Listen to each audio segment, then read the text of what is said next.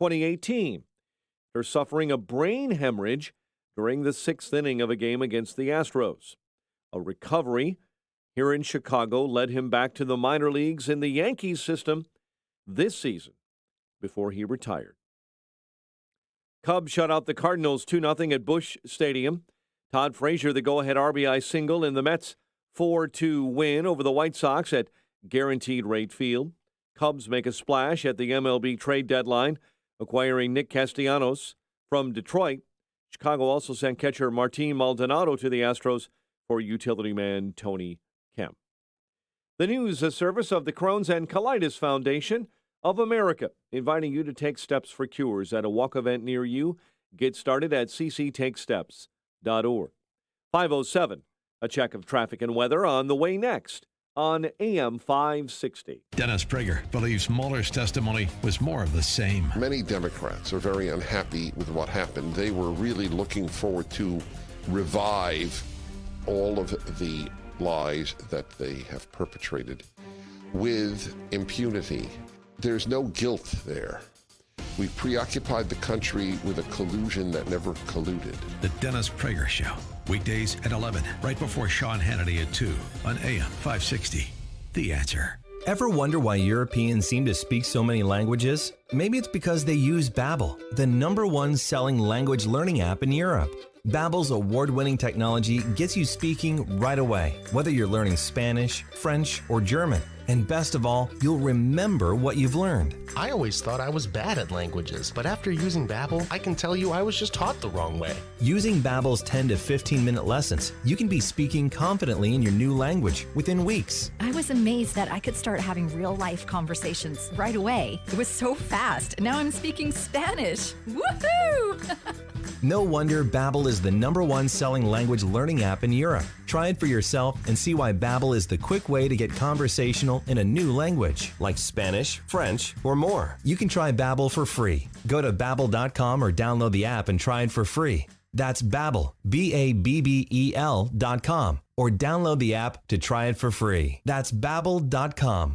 Signature Bank is Chicago's fastest growing independently owned business bank. It's a bank where relationships still matter. Signature Bank knows your name and your story. I'm Dan Proft, and I know this because Signature Bank is my business bank. I'm Jim Durkin, founding partner of the Martech Group, a global market research firm based in Chicago since 1985 and a longtime customer of Signature Bank. When our business moved to our current Loop location, I recall seeing Mick O'Rourke and his two business partners, Brian Duncan and Kevin Bastuga, laying the foundation for Signature Bank. When Signature opened its doors in 2006, I was proud to move our accounts there and become a shareholder. Being in the consulting business, the Martech Group has a keen understanding of the value of relationships, trust, and attentiveness. Whether dealing with our U.S. practice or our international operations, Signature Bank is always there when we need them. That's why the Martech Group is proud to have Signature Bank as a valued business partner. Signature Bank is looking for their next success story. To learn more about turning your business vision into reality, visit signaturebank.bank. Signature Bank, helping local businesses succeed. Member FDIC, Equal Housing Lender. It's easier to change the world than you think. Sponsor a child in extreme poverty with Compassion International, and you will change the world for that child. Just text the word child to 83393 to sponsor right now. 5:09, AM 560 Traffic Center time. Here's Jim Talamonte. On the Indiana Toll Road at Klein Avenue by the Gary Airport, all of the on and off ramps are closed in both directions for construction until Thursday, August 29th. Right now, the Chicago expressways are looking pretty good. The Edens is clear. No delays to report on Kennedy. Exits to Adams and Jackson are set to reopen after overnight work. The Eisenhower is looking fine right now. The Stevenson as well. No delays to report on the Ryan. There's outbound work 87th split. Tollways are okay. There's still some morning work in place. You'll have lots of traffic downtown today for Lollapalooza, around Grand Park, and in Highland Park you'll have traffic. CSO has a concert. That's traffic. I'm Jim Talamonte on AM 560 The Answer. 5:10 on AM 560. It is time for a dry basement and a healthy home. It is time to call Permaseal, 800-421-SEAL.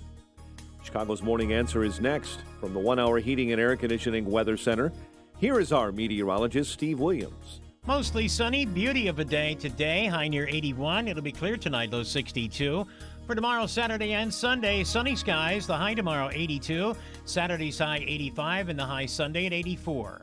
I'm Steve Williams on AM 560, The Answer. 58 at O'Hare. Next news, 5:30. Chicago's Morning Answer with Dan and Amy continues next on AM 560, The Answer. Country music fans and patriots, Saturday, August 10th at Schaumburg Boomer Stadium. It's Toby Keith. Brought to you courtesy of the red, white, and blue. Toby Keith, Clay Walker, Colt Ford, Craig Campbell, and local favorite Six String Crossing are bringing you the Freedom and Dignity Festival, benefiting the job training program Cafe Liberty, getting unemployed veterans back to work.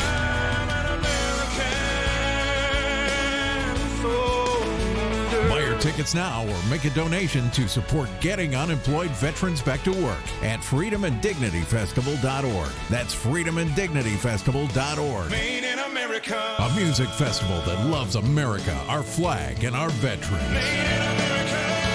Everybody stand in one place, do this right here. August 10th, Toby Keith, the Freedom and Dignity Festival. I like that groove right there because I know what's coming up. Let's make music festivals great again. You can't stop it. Famous conservative quotes, presented by Automated Systems. Winston Churchill wisely said, "The positive thinker sees the invisible, feels the intangible, and achieves the impossible." What great advice for us all. Manufacturing companies, I encourage you to call my friend Laz Kulchar from Automated Systems. Automated Systems is a software and systems integration company that specializes in companies that are required to meet FDA compliance requirements. Automated Systems will create a custom solution for your business that will make your production lines, facilities, and plants run more efficiently. Imagine less downtime, more speed, and fewer rejects. From Fortune 500 to startup, ASI delivers solutions for your toughest automation challenges. For information, I encourage you to talk to Laz at Automated Systems. Call 844-HIRE-ASI or visit hireasi.com.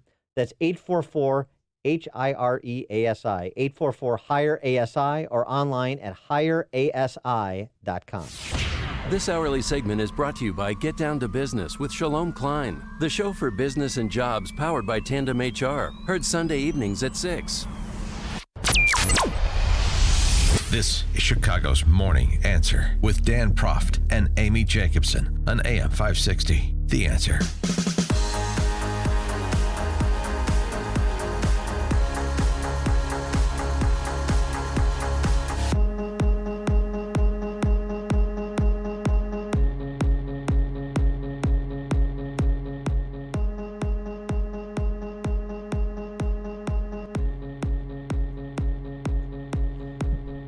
Good morning, Dan and Amy. And so the big takeaway from last night for me, Joe Biden's back, baby. Joe Biden is back in action. I mean, he had some moments, including not knowing what either a website is or what the URL for his website is. I don't know which it was at the end, but otherwise, he came out swinging, pushing back, and we found out that Reparation H isn't a very good counterpuncher. Well, the problem is she got tackled last night, and she did not see it coming. She thought they were going to go easy on her for some reason, and she wasn't as strong as she was in the first debate. No, she wasn't, and frankly, it says something about the relative strength of this field. Maybe that'll change a little bit when it consolidates and you have the septuagenarian socialist Bernie and Liz on the same stage with Biden. But I want to see that. But nobody emerged better from last night's debate than did Joe Biden, at least nobody with a chance to win. I mean, Andrew Yang had a entertaining close, but we found out that he's also sort of semi out of his mind when he suggested that people immediately leave and seek higher ground in describing how hysterical he is about climate change as they tried to out hysteria one another on that topic. But I mean, 312-642-5600, turnkey.pro answer line, 64636DA, turnkey.pro text line. Just when you thought that Joe Biden was in full death spiral, he is, I think he has righted himself, at least for the moment. And here's a nice moment between Biden and Kamala. Because the bottom line is this: we must agree that access to health care must be a right and not just a privilege of those who can afford it. And in America today, far too many people, in fact, 30 million people, are going without access to health care. Thank you, Senator Harris. Vice President Biden, your response. Well, my response is that the senators had several plans so far. And anytime someone tells you you're going to get something good in 10 years, you should wonder why it takes 10 years. If you notice, there's no talk about the fact that the plan in 10 years will cost $3 trillion. You will lose your employer-based insurance. And in fact, this is the single most important issue facing the public. And to be very blunt and to be very straightforward, you can't beat President Trump with double talk on this plan. Your response, Senator Harris? Absolutely. Unfortunately, Vice President Biden, you're just simply inaccurate in what you're describing. So they went back and forth. Oh, I my know. gosh. But then you could hear a Yawn. pin drop between. You could hear a pin drop because boring. people were sleeping. Well, Yeah. I know. It goes sweepy. Those exchanges, Kamala Harris, that was a moment where she took a left cross. Yeah. And she responds with, that was inaccurate. She's not solid on her position on healthcare. Well, that's number one. Stylistically, number two, she has a sort of combination of like banal legalese and nodding her head up and down while she's talking. And I don't like either one of them. Neither one of them is effective in a debate setting. But yeah, she is trying to sort of split the difference between Comrade Bernie's 4-year plans and people like Joe Biden who want to have private health insurance that you can keep, but a public option if you so choose. She's trying to split the difference, and that's why she extends it out over 10 years, and nobody knows the details, and nobody cares, because it's just an issue for most people that's sort of top-line talking points. Are you saying it's a government takeover, or are you saying I can keep my health insurance? And then, what specifically are you going to do about premiums and deductibles and choice and portability, except and unless your answer for everything is just give me $1,000 a month, which I go back to Andrew Yang. Right. And it's not like having a plan without worrying of passage or a price, and that's what she was. I thought she got hit hard last night. Joe Biden, yeah, he's he was more prepared this time, a little livelier. And at the beginning of the debate, he did a Biden. Go easy on me, kid. You good? When they walked out on stage, he shook hands with Kamala and he said, "Go easy on me, kid." Yeah. As he grabbed her and smelled her hair. No. And then we caught this hot mic moment. I don't think a lot of people picked this up. What does it mean to you now when the team is struggling? I want to kiss you. I couldn't care less about the team struggling. So Joe Biden doesn't care about the Democratic Party. That's who he refers to as a team. He just wants to kiss either Kamala or Susie Colbert, one of the two. Last night made me miss Marianne Williamson, though, I have to tell you. But the most Googled candidate up there was Tulsi Gabbard. Yeah, that's because she came out in that Elvis suit. That was spectacular. Just needed a cape. Yeah, I mean, she's. Well, no, this exchange with Kamala Harris. No, she hit her hard. Yeah, she knocked her down. With makeup on our faces. Oh, that's Yang. Excuse me. Stand by. She put over 1,500 people in jail for marijuana violations and then laughed about it when she was asked if she ever smoked marijuana. And she fought to keep cash bail system in place that impacts poor people in the worst kind of way. So she had a few I got you moments. No, she hit Gabbard, or she hit Reparation H hard, and Reparation H didn't see the punch coming, and she was staggered. And you know how you know when somebody's staggered? How? When they are faced with a specific allegation that they either don't know how to respond, they don't maybe remember exactly the nature of the specific allegation, or they don't want to respond. You do the general defense. You do the, look, I'm very proud of my record as Attorney General of the state of California, and so on and so forth, where we fought against injustice, and I made very difficult decisions about these topics. And so, wait, I'm not talking about specifically these incidents. Comment on your decisions on specifically those things which I'm leveling up. And you got sort of this generic, moral indignation from Kamala, which I thought came across as very weak. So no, that was definitely a moment for Tulsi. You're listening to Chicago's Morning Answer with Dan Proft and Amy Jacobson on AM 560. The Answer. Stop wasting energy. There's a better way. Your company could be receiving energy efficiency incentives by recycling waste heat from on-site power generation equipment and turning it into useful energy. The federal government is pushing utility companies to be more efficient. In turn, utility companies are offering incentives for your business. Charles Equipment can help get you up and running with cogeneration, also known as CHP, combined heat and power. A clean and efficient way to generate heat and power. CHP systems can supply at least a portion of a building's electrical load and capture waste heat from hot exhaust gases for use in heating, cooling, hot water, and dehumidification. Charles Equipment can install and manage the cogen equipment at your facility and help your energy use become 70 to 90% more efficient. Start making better, more energy efficient decisions and save money in the process. Call Charles Equipment 630-834-6000 or online at charlesequipment.com. Reliable industrial generators. They've got the power. Contemplating a change of school for your son or daughter? It is not too late to consider the outstanding education and preparation for life that St. John's Northwestern Military Academy offers.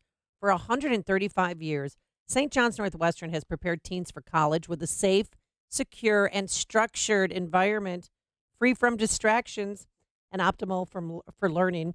It's within driving distance of Chicago. It is a beautiful 110-acre campus. It has an 18-hole golf course on it. It's really all these rivers and creeks. It is a gorgeous, gorgeous piece of property. And they have an open house on Friday, August 9th. A week from this Friday. Open house, Friday, August 9th. Write it down. Get more information. Call 1-800-SJ-CADET. That's 1-800-SJ-CADET. Or go online at sjnma.org. This is not a school for troubled kids. So many people think that when they hear about military schools. Kids come from all over the country and the world to go to St. John's Northwestern Military Academy.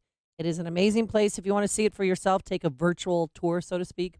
Go to YouTube, type Amy Jacobson in and St. John's Northwestern Military Academy and see it for yourself. Any questions, though, call 1-800-SJ-CADET or go to sjnma.org, and we will see you Friday, August 9th. If you're a healthy, self-employed small business owner with income too high to qualify for an Obamacare subsidy, I have good news. Recent regulatory changes have created new, lower-priced health insurance options that are available to you right now. These policies include a nationwide PPO with access to Chicago's teaching hospitals like University of Chicago, Northwestern, Rush, and Lurie Children's Hospital. Did you know that a self-employed husband and wife team can purchase group health insurance that covers pre-existing conditions, even if they have no employees? Are you nearing the age of 65 and trying to figure out the Medicare maze? Call me. I can help. If you're tired of calling a bureaucrat at an 800 number to help you navigate Obamacare, then you need a local expert on your side. Your own health insurance mentor. C. Stephen Tucker from healthinsurancementors.com is someone I know and trust. He's a 20-year licensed broker who's been educating our listeners for 7 years. Steve, how can our listeners get in touch with you? Thanks, Dan. They can visit healthinsurancementors.com or call me directly at 630-674-1551. If you have pain, I hope you listen up. Hi, it's Mike Gallagher. You don't need to live in pain. Let me repeat that. You do not have to live in pain. Chronic pain is the worst, whether it's from an accident or pain that just develops. Chicagoland, you're in luck. Dr. Ken Candido is one of the nation's most respected and successful pain doctors. He's been voted one of Chicago's best pain doctors several times. Bottom line, he's the pain doctor you need. Dr. Candido of Chicago Anesthesia and Pain Specialists will help you get off pain medication and all of the side effects. How? By finding the source of your chronic pain and fixing it. This is Ken Candido of Chicago Anesthesia Pain Specialists. Let's make you pain-free. Call Dr. Ken Candido and make an appointment with a cutting-edge, respected, and successful pain physician. Go to mypainchicago.com. That's mypainchicago.com. Thousands have been helped with their chronic pain, and you could be the next one. Get the phone number and all the info you need at mypainchicago.com. That's mypainchicago.com. AM 560, The Answer. Dan and Amy, I don't know, maybe it was just a hangover from the night before. Yeah, Wednesday night's debate, but I struggled through that debate last night. I felt like it was limping to the finish about 15 minutes in. I could barely. I made it a little longer than I did the first night, but that's because I was doing tasks in between. But it was really boring. I mean, and then there was one point in time where somebody in the audience was screaming when they were talking about immigration, and Biden was on the. They started screaming. They started screaming with Cory Booker's opening statement. Yeah, I know. It was a very different crowd. I found that the secretary, we sat together in many meetings. I never heard him talk about any of this when he was the secretary. Please be respectful. Please be respectful in the crowd. Please continue, Mr. Vice President. Who cares? Did they say Free Willy? The fact is, They did. I don't know if you can hear, I can hear, but anyway. Get him a podium. Get her a podium. Put her on stage. What the senator from New York. That was the liveliest moment of the night, maybe. Yeah. The questions that weren't asked. Yes. Again, how about starting with the context, since the pandering instincts being what they are. Detroit was mentioned any number of times. Hey, ladies and gentlemen on the stage. Take a tour of Detroit. No, Detroit went bankrupt in the last decade. Do you take anything away from Detroit's bankruptcy, the need to bring in an emergency manager to reorganize the city's finances and to see pensioners and bondholders alike take haircuts? Is that a cautionary tale for any of you with respect to a government-centric economy that makes more blank check promises than it can deliver? Like these proposals that cost tens of trillions of dollars that you all on this stage are proposing. Is there anything that's happened in Detroit the last decade, rather than, celebrate my grandma had a saloon here, or a pool hall and a laundromat, all that Cory Booker nonsense. Rather than that, Cory, what would your grandma say about what would happen in Detroit? What would you say about what happened in Detroit? You were a mayor. Is there nothing to take away from what happened in the very recent past in the city in which this debate is occurring? It's shocking to me the blindness or willful blindness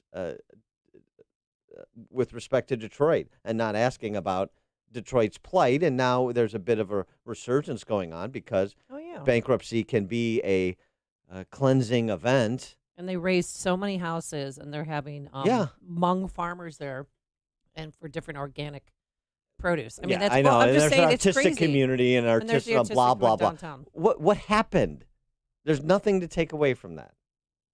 It's just interesting to me. And Cory Booker too. I mean, there's specific questions on the candidates that could have been asked, rather than Don Lemon reading from somebody on your campaign said something about your fellow candidate's plan. How do you respond? There's a probing question for a debate. That's really elucidating.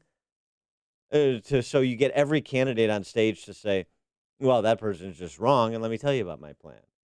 And blah, blah, blah, in 60 seconds. There's nothing there. How about specific questions about specific candidates? They didn't talk really much about impeachment, Russian collusion, the budget. Instead, we learned more about Andrew Yang. I'm the son of immigrants myself. My father immigrated here as a graduate student and generated over 65 U.S. patents for GE and IBM. I think that's a pretty good deal for the United States. That's the immigration story we need to be telling. We can't always be focusing on some of the distressed stories.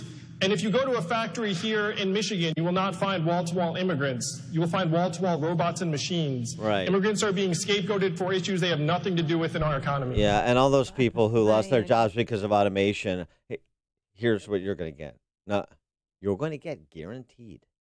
You lost your job because you were displaced by automation on the manufacturing floor, right? Wait for it. Andrew Yang is going to give you $12,000 a year to replace the income that you lost when your job was riffed. $12,000 a year. I mean, I don't finally pay off our property taxes. I can't believe no one has attacked his universal basic income proposal as so ridiculous. Ridiculous. It's $12,000 a year, Andrew Yang. Everybody over here wants to pay me $15 an hour to do whatever.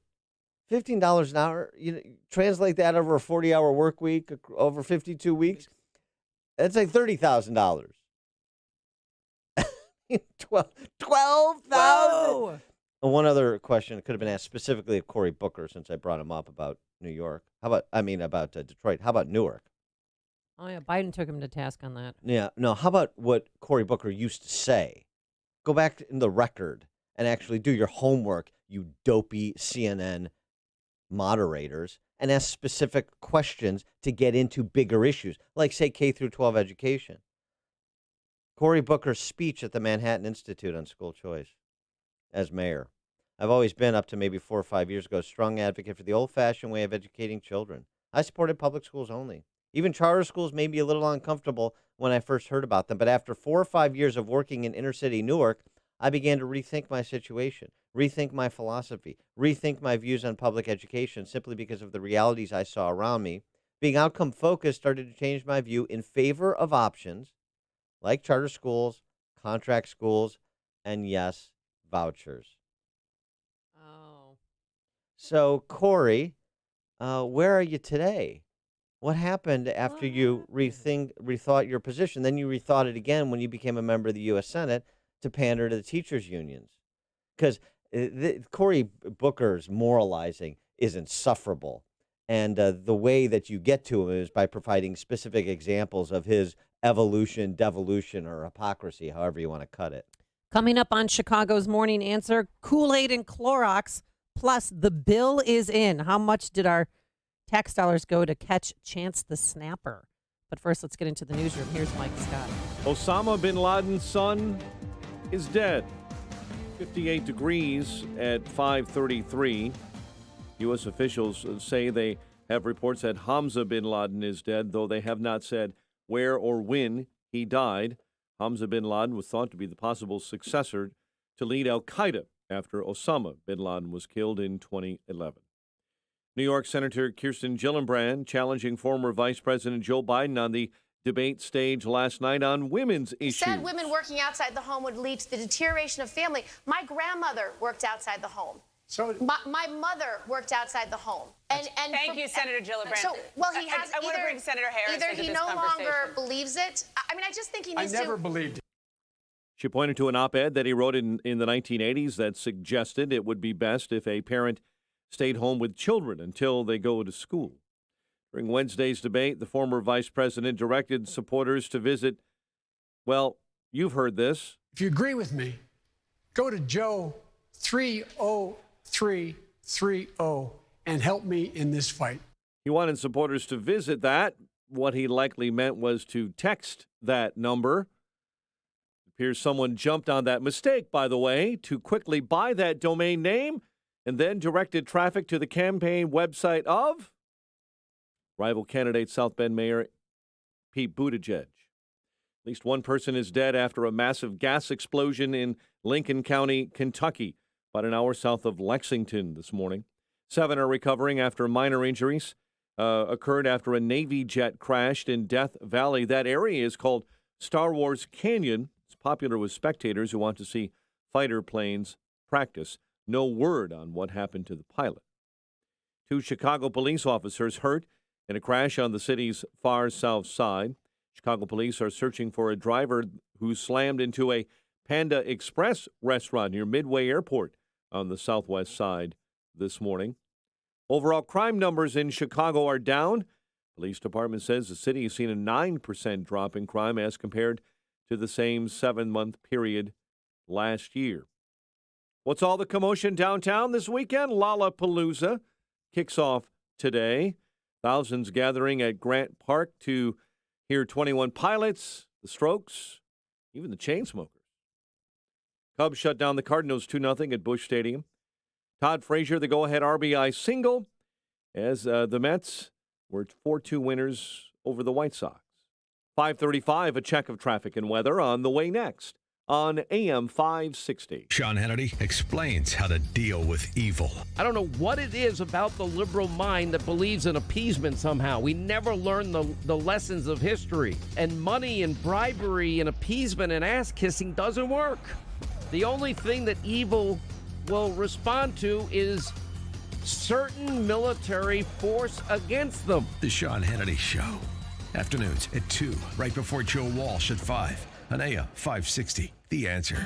At ACE, we believe there's nothing better than helping kids. That's why we've been proud to support Children's Miracle Network hospitals for over 25 years. This Friday through Sunday, get our 5-gallon bucket and 20% off almost anything that fits inside when you donate $5 to support Children's Miracle Network hospitals. And like ACE, CMN hospitals are local, so the money you donate helps kids near you. ACE is the place with the helpful hardware, folks. Offer valid at participating stores on regular price merchandise only. Additional conditions and exclusions apply. See store for details. At Walgreens, we know that your day doesn't stop for diabetes. So when you've got places to go and people to see, count on Walgreens every day to get expert diabetes advice 24/7. Find all major brands of testing supplies like Walgreens True Metrics in-store and online. And download tools to help you stay on track, like our 5-star mobile app with Pill Reminder. At Walgreens, we are your diabetes go-to. Stop by and talk to your pharmacist today. Walgreens, trusted since 1901. Policies issued by American General Life Insurance Company, Houston, Texas. Not available in all states. For details, visit AIGdirect.com. Do you have a family? Would you like to help make sure they'll be taken care of if anything were to happen to you? If you answered yes, you probably need life insurance. Now, do you think life insurance is expensive? If you answered yes to that too, you definitely need to give AIG Direct a call. We could find you a $250,000 policy for just $14 a month, which means you could save hundreds of dollars a year. Call us now for a free, no-obligation quote. 1-800-400-6213. Since 1995, we've helped millions of people find out if they could save up to 70% on their term life insurance. See how affordably we can help you protect your family. Call AIG Direct now for your free quote. 1-800-400-6213. You could save up to 70%. That's 1-800-400-6213. 1-800-400-6213. 5:38 AM 560 Traffic Center time. Here's Jim Telemonte. In Streamwood, starting today, road construction gets going on Irving Park between 59 and Bartlett Road. There will be lane restrictions and additional congestion. Right now on the Chicago expressways, we see heavy pockets on the inbound Stevenson, Cicero to Kedzie, and Ashland to the Ryan. It's 37 minutes, 3:55 for Lakeshore Drive outbound 5 to 34. Inbound Ryan, got a 3 or 4 minute delay, Cermak into the Burns Circle. I-57's okay, though outbound the on-ramp from 167th westbound is closed until 6 o'clock. Inbound Bishop Ford, 5 minute delay, 111th the merge. The other expressways and tollways look pretty good. There is still some road work here and there. We'll have a Lollapalooza traffic downtown later this morning. That's traffic. I'm Jim Talamonte on AM 560 The Answer. Chicago's Morning Answer continues next. Your official Chicagoland weather forecast. From the 1-hour Heating and Air Conditioning Weather Center. Sunny, beautiful again today. High 81, clear and 62 overnight. A nice day ahead tomorrow with plenty of sunshine and a high of 82. 63 overnight tomorrow night and Saturday. 85 and sunshine. It's 58 right now. Next news at 6. Chicago's Morning Answer with Dan and Amy continues next on AM 560, The Answer. This hourly segment is brought to you by CharlesEquipment.com, keeping you powered up no matter what the conditions. This is Chicago's Morning Answer. Have you ever smoked? I have. Okay. Like in And college, I inhale. I did inhale. On AM 560. I think that it gives a lot of people joy, and we need more joy. Funny, huh? Not so funny after Tulsi Gabbard used that to skewer Reparation H last night. Also, can I just say something about Kirsten Gillibrand? My sorority sister. She's also a Kappa Kappa Gamma. Yeah. Well, she has not matured much from those days as an undergrad because she comes across as this chirpy, dopey cheerleader. Well, I think she was song chairman, yeah. And she talked about Clorox bleach. Oh, so funny. The first thing that I'm going to do when I'm president is I'm going to Clorox the Oval Office. The second thing I'm going to do is I will re-engage on global climate change. Yes, nailed it, just like we rehearsed. There were a lot of rehearsed lines, and Andrew Yang took note. We're up here with makeup on our faces and our rehearsed attack lines, playing roles in this reality TV show. It's one reason why we elected a reality TV star as our president. We need to be laser focused on solving the real challenges of today. Yeah, I know. I mean, no substance at all to all this rhetoric. Blah, blah, blah. No plan. Gillibrand's is, listen up, you guilt-ridden housewives in Oak Park and River Forest and Evanston, the North Shore, Hinsdale. You have a candidate, and Kristen Gillibrand is she.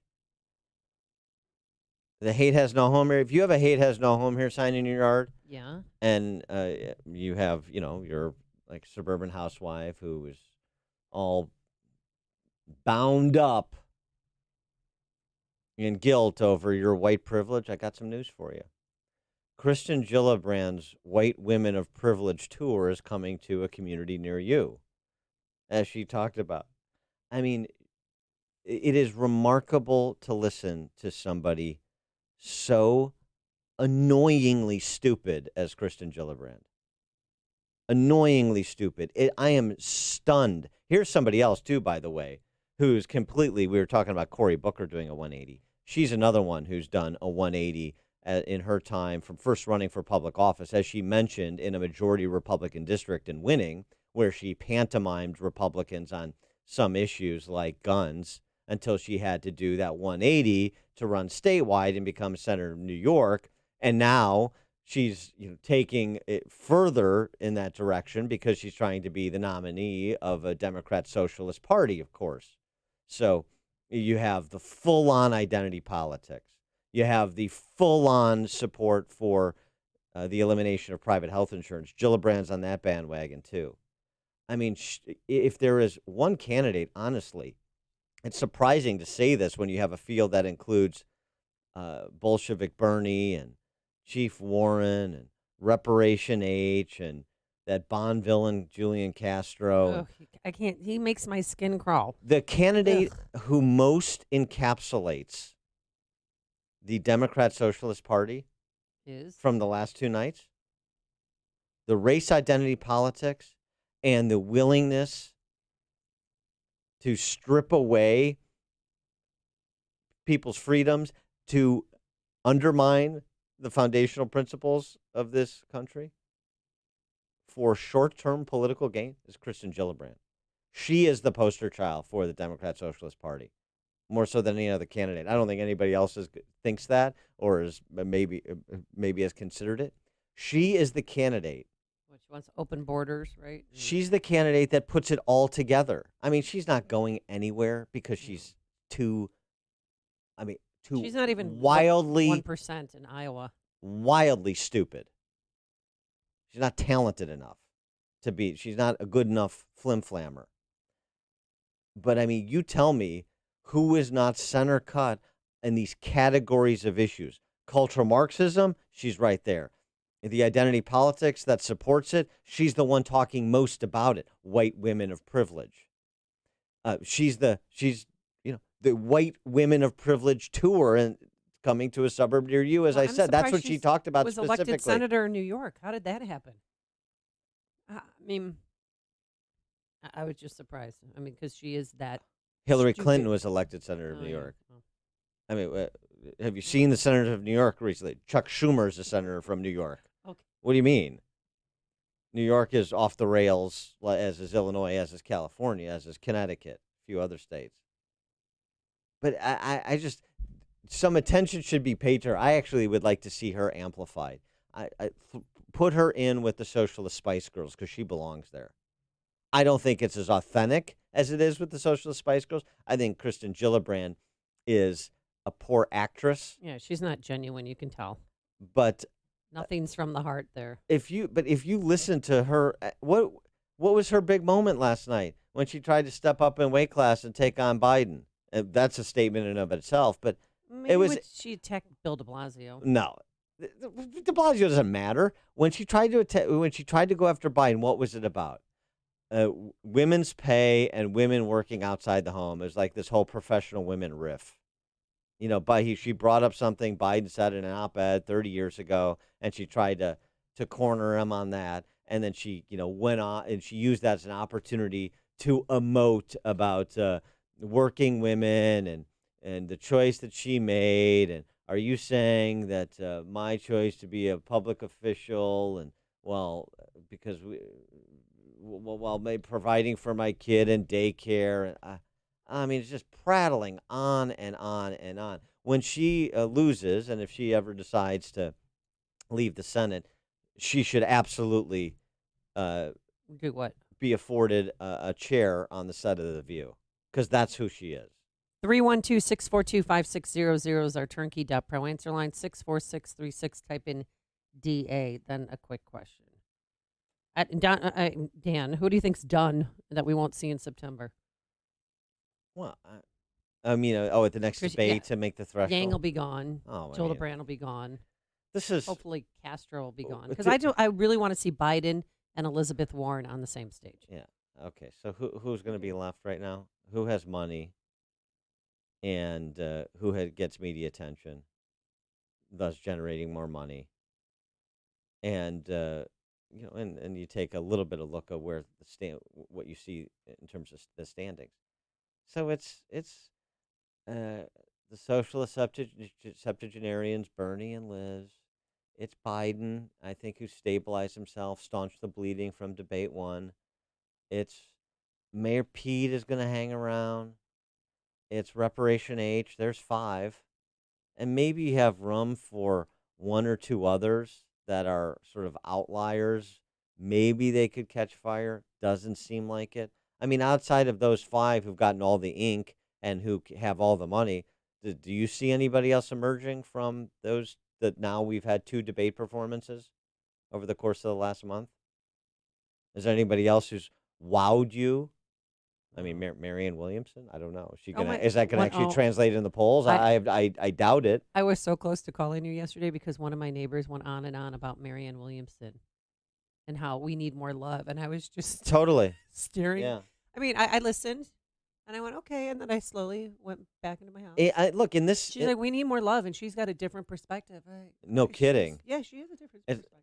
In this age where... sort of people aren't religious, they're spiritual. I don't know. I mean, I'm sure there are a lot of people who are very sympathetic to Marianne Williamson. I don't know if that's enough for them to say, well, I'm going to throw my support behind her for president. What Alanis Morissette did? I mean, it's like we might as well elect Nicholas Sparks president then while we're at it. But I don't know. But I mean, okay, so Marianne Williamson, maybe Tulsi Gabbard, although she had a decent debate performance the first time out. She got a lot of Google searches, but didn't really translate in the polls. She just doesn't have the money to compete. Right. And Amy Klobuchar, she's done, don't you think? Also, Gabbard's value add is just not something that really appeals to, I think, the majority of the Democrat primary electorate. Talking about war, even talking about getting us out of war. It's not. She has the military service. That's a value add.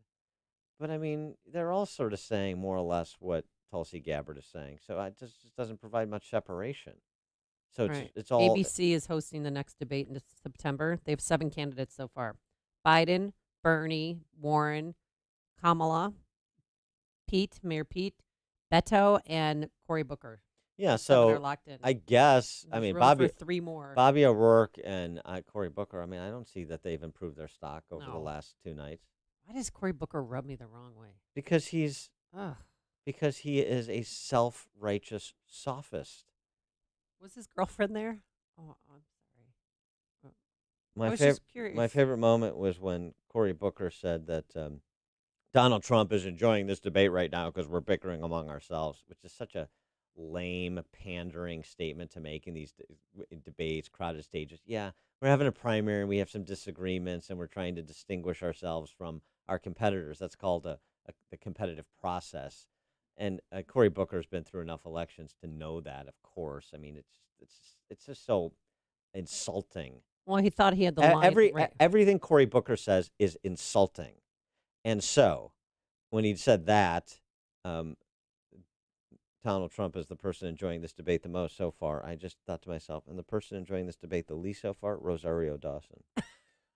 Dave and Lamont, you're on Chicago's Morning Answer. Yeah, good morning.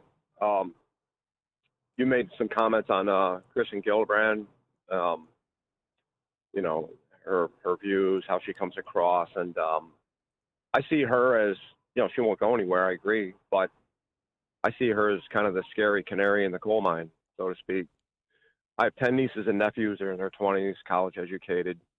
I think every one of them, except maybe one of them, would vote for a Kristen Gillibrand type.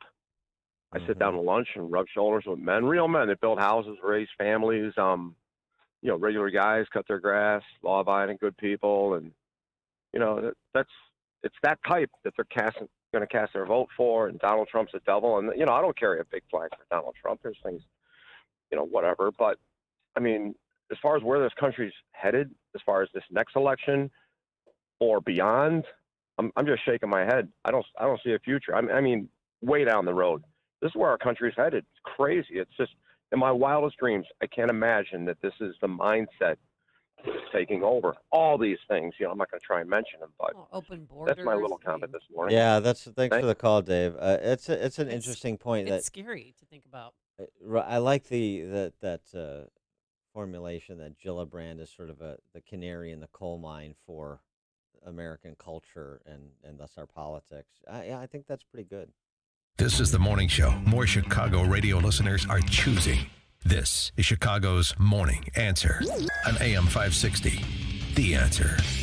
Hi, Barry Sterner, founder of your number one home mortgage company, Townstone Financial. Want to close your loan quickly? Want to work with a company with the newest technologies in the mortgage business and get all this with great rates and low closing costs? Then look no further. The answer is Townstone.com. What else does Townstone currently have? How about the low interest rate Home Ready program and Home Possible for home purchases that come with free appraisals? We are also obtaining appraisal waivers on many types of refinances and purchases for conventional loans, which will save you over $450 in closing costs. Don't want to find your bank statements or pay stubs? Well, with our new technology, we can obtain these in many cases without you lifting a finger. Remember, it doesn't matter if you're searching for a jumbo mortgage, FHA, VA, or even a reverse mortgage. I guarantee no one is going to beat Townstone's interest rates and low closing costs, and I own the company. So give us a call now at 312-896-2110 because nobody values your home purchase and refinance business more than Townstone.com. That's TOWNSTONE.com. Townstone Financial is licensed in Indiana, Michigan, Wisconsin, Florida. NMLS 136639. www.nmlsconsumeraccess.org.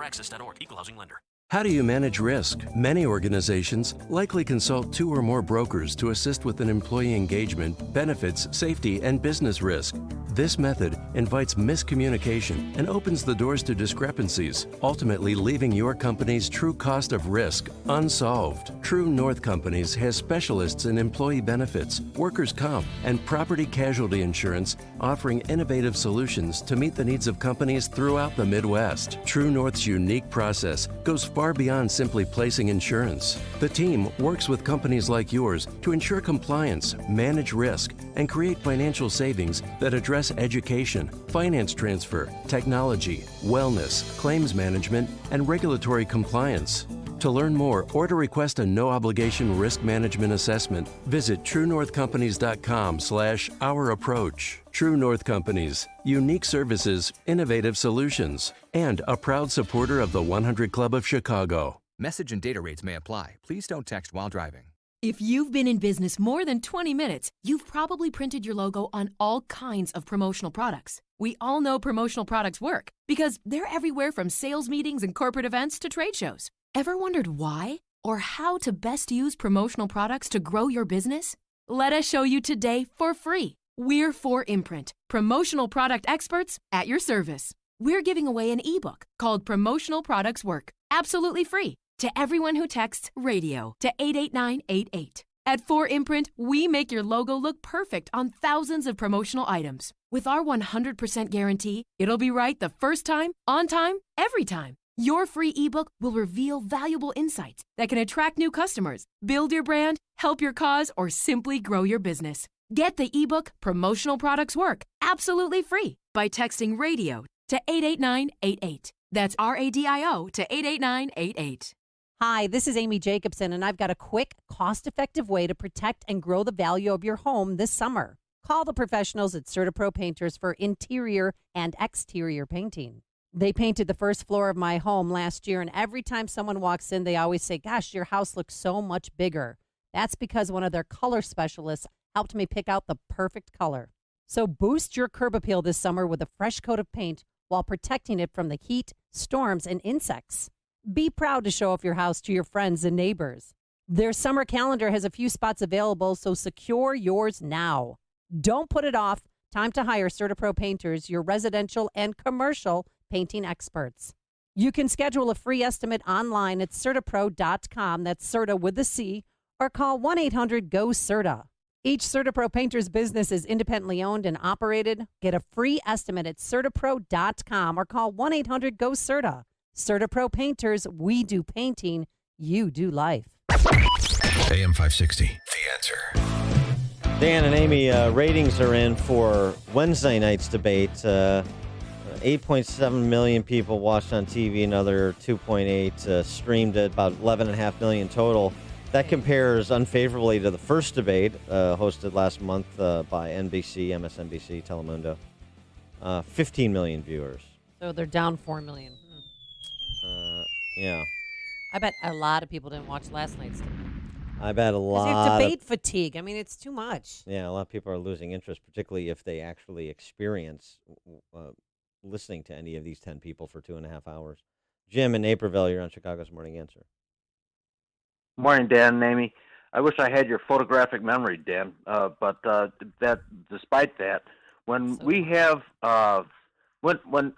Dave, your previous caller spurred my response.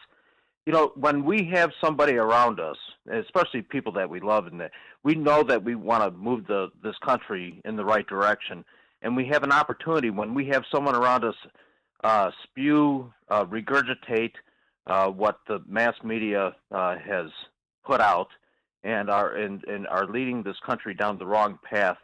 That's an opportunity for us to confront the situation and educate them, give them a real education on what the reality is. And the more we let that slide and don't confront it, the more our country is going to go down the slippery slope, down to the socialism crap. Yeah, I agree with that, Jim. I think thanks for the call. I think that's well said. I mean, we talk about it all the time in terms of intervening in your social circles and familial circles and professional circles to inform and push back against a lot of the ignorance no doubt here. But people are so ignorant, they're not even watching the debates. I mean, everybody was out on the street last night. I said, well, the debate's on. Is anybody going to come in and watch it? No, they don't care. Nobody cares. Well, wait, they want Trump to get out of office. Like, what are you doing about it? Are you learning? This is a great way to get to know the candidates. Yeah, well, I'll get to know them when there's like 6 or 7 left. They gotta cull the herd a little bit. I understand that position too. Coming up on Chicago's Morning Answer, Amy Jacobson will sing "Happy Birthday" belatedly to Milton Friedman, Marilyn Monroe style at 6:06. Okay, I better go practice. So let's throw it into Mike Scott, who's in the newsroom. Good morning, Mike. Yeah, Amy and Dan, good morning. A judge refuses to reconsider appointing a special prosecutor in the Smollett case. Governor Pritzker opens an investigation into the financial aid scandal. Lollapalooza kicks off today. WIND, Chicago News Time, 6 o'clock. 10 more Democrats debated in Detroit. I'm Dave Anthony, Fox News. We need to do the opposite of much of what we're doing right now, and the opposite of Donald Trump is an Asian man who likes masks.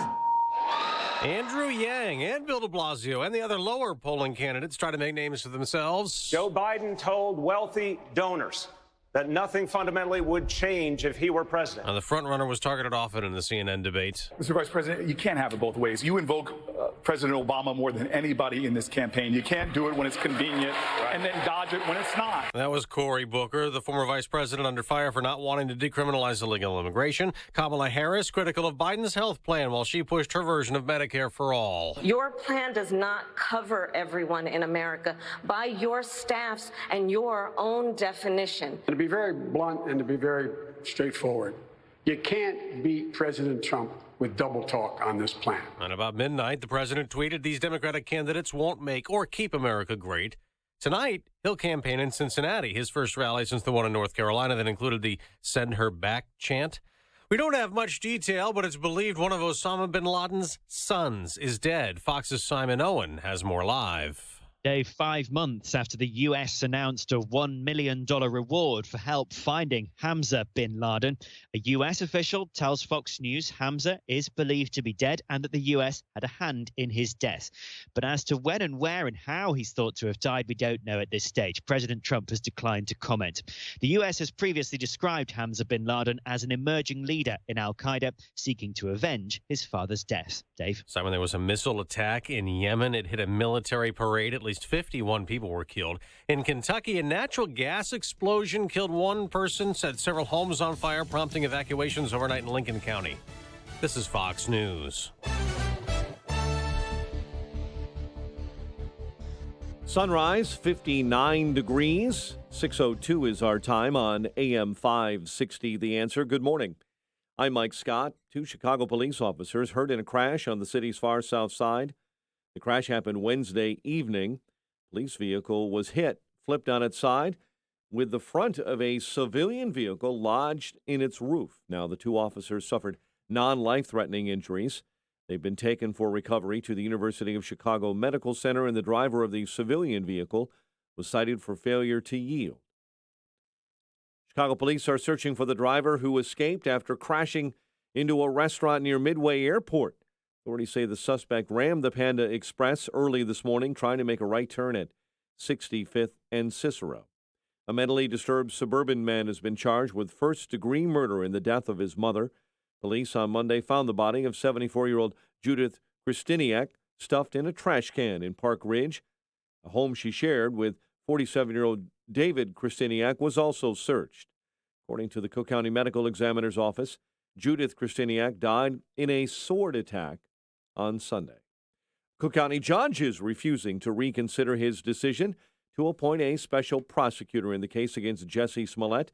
The actor's attorney, Tina Glandian, was disappointed with that ruling. It's become abundantly clear that nobody wants to actually deal with the merits of this case, and nobody really wants the truth here. The judge also denied a request for a different judge and a motion for a new set of Smollett lawyers to intervene in that case.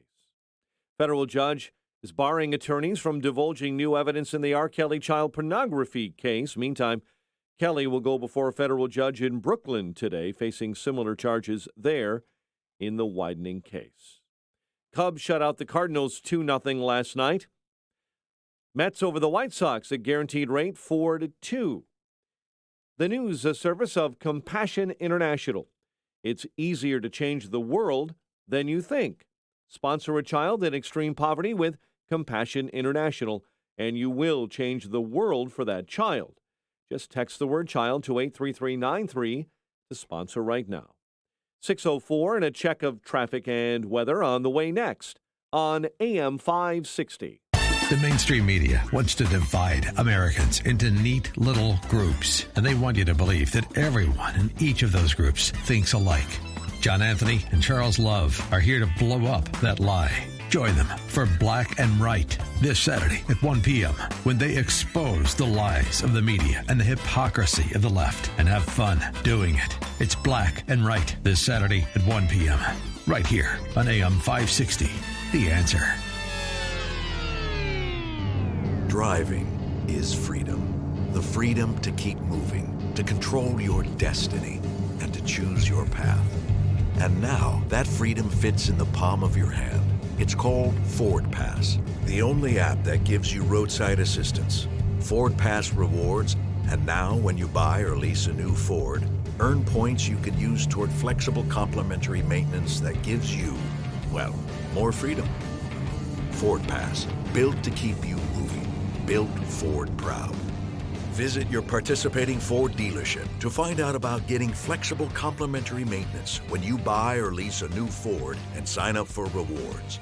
Roadside assistance is included for certain Ford owners and available to everyone for a per-service fee. Ford reserves the right to change program details without obligations. Visit your participating dealer or FordPassRewards.com for program rules and restrictions. Ford Pass, compatible with select smartphone platforms, is available via a download. Hi, my name is Ryan Bourne. And I'm Danica Bourne. And we're the owners of South Coast Tax. We started our company 10 years ago in an effort to help our fellow Christians experiencing tax issues resolve their matters by taking a simple 3-step approach. South Coast Tax are Christian-based tax accountants and attorneys that specialize in releasing bank levies, wage garnishments, and filing complex tax returns. We are the leaders in acceptance of offers and compromise with awesome results. We're also a small firm who will treat you like family, not just a number. Call us today at 1-800-TAX-1176 for a free consultation, and we'll take the time to explain all of the programs that you qualify for in order to allow you a fresh start. Proverbs 15:22 says, "Plans fail for lack of counsel, but with many advisors, they succeed." Call us today at 1-800-TAX-1176, and together we can help achieve this goal by putting the IRS debt behind you for good. Again, that number is 1-800-TAX-1176. Join the TJ Martell Foundation in the fight against leukemia, cancer, and AIDS. Your support helps facilitate cutting-edge research that will lead to more effective treatments and save more lives. Visit tjmartell.org to learn about music's promise for a cure. 6:07 AM 560 Traffic Center time. Here's Jim Talamonte. Eastbound Eden Spur traffic is slow from the Tri-State to the Toll Plaza with ongoing construction. The Eden itself still looks good. Kennedy inbound. Tight pockets are from Canfield to Harlem and Central to Lawrence. 22 minutes, O'Hare to downtown. Outbound 22 as well. Westbound 190 is heavy traffic. Kennedy to the Tri-State. Inbound Eisenhower, delays start around Manheim. Looking at about 34 minutes, 390 to downtown. Outbound 31. Inbound Stevenson, 43 minutes, 355 to Lakeshore Drive. Outbound 34. Inbound Ryan, it's now heavy from the merge to 87th and from the Stevenson to the Circle. 23 minutes, 95th to downtown. I-57 is okay. Bishopport, 18 minutes, 8094 to the merge. That's traffic. I'm Jim Talamonte on AM 560 The Answer. Chicago's Morning Answer continues next. Your official Chicagoland weather forecast. From the 1-hour Heating and Air Conditioning Weather Center, here's our meteorologist, Steve Williams. Mostly sunny, beautiful day. High today, 81. It'll be clear tonight, low 62. For tomorrow, Saturday and Sunday, sunshine through the period. The high tomorrow, 82. Saturday's high, 85. And the high Sunday, 84. I'm Steve Williams on AM 560, The Answer. 59 at O'Hare. Next news at 6:30. Chicago's Morning Answer with Dan and Amy continues next on AM 560, The Answer. This hourly segment is brought to you by the Money Hour radio show, Saturday afternoons at 3 on AM 560, The Answer. Brought to you by Pearshell Financial Group. This is Chicago's Morning Answer with Dan Proft and Amy Jacobson on AM 560, The Answer.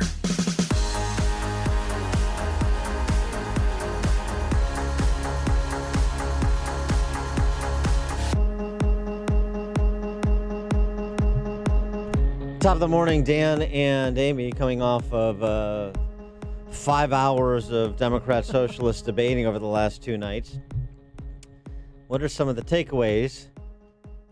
One of them is the absence of real discussion, except when it was shoehorned in by one of the candidates, of cultural Marxism.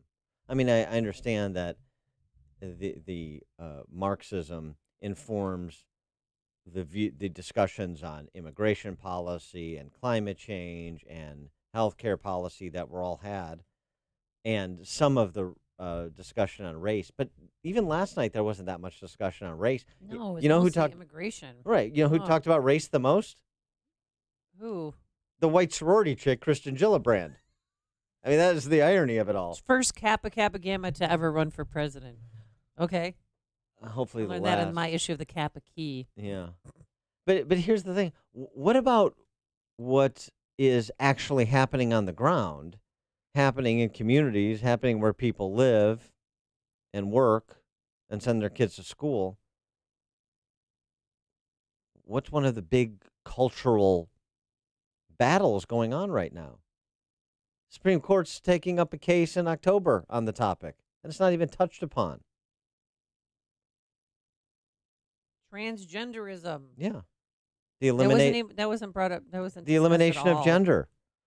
They don't want to talk specifically about it because it's a loser, so they talk globally about it. It's about, sort of who you love and how you look and how you identify and so on and so forth. They stick to the general because they don't want to get bogged down in the specific cases. They don't want to get bogged down in the specific cases of dudes competing in women's sports, right? Right. They don't want all we talked about was what Biden did 30, 40 years ago. It got so old. They don't want to talk about the idea that we should be celebrating drag queen pre-adolescence on morning talk shows, that we should be allowing grammar school kids to decide whether or not they want to surgically alter themselves. I want to talk about the specifics and specific cases, like your ex-boyfriend, Mario Lopez. Yes, I did go on a date with him. That is not fake news. And I went to see a Cubs game. And his mom chaperoned, right? No, he called his mom twice. And that's why he didn't get a second date? I got to check in with my mom. He's a mamacitas. Yeah, he's a mama's boy. But he was very nice, and just level-headed and not cocky. He's a normal dude. No, that's what came across to me as Slater on Saved by the Bell. There's no question. No, but you didn't ask the pressing question. You didn't ask the girl talk question.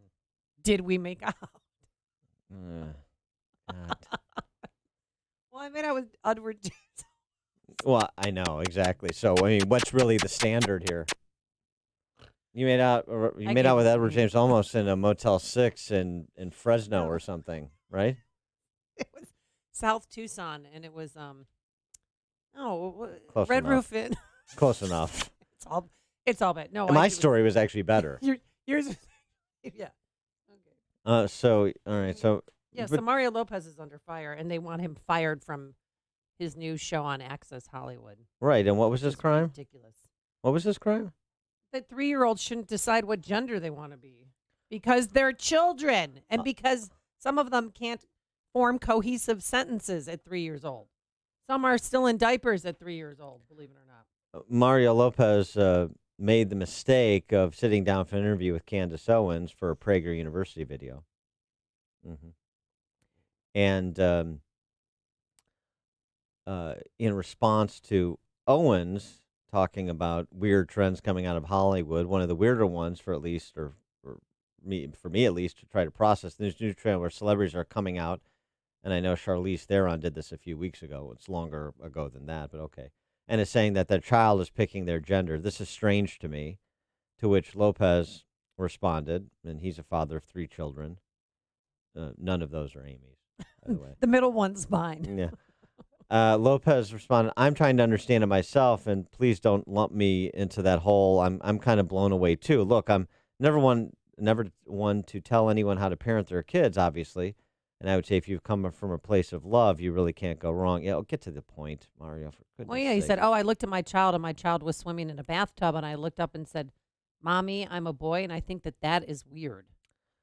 But it's not only Charlize whoa, Theron. I mean, Pink's doing it. A lot of celebrities are.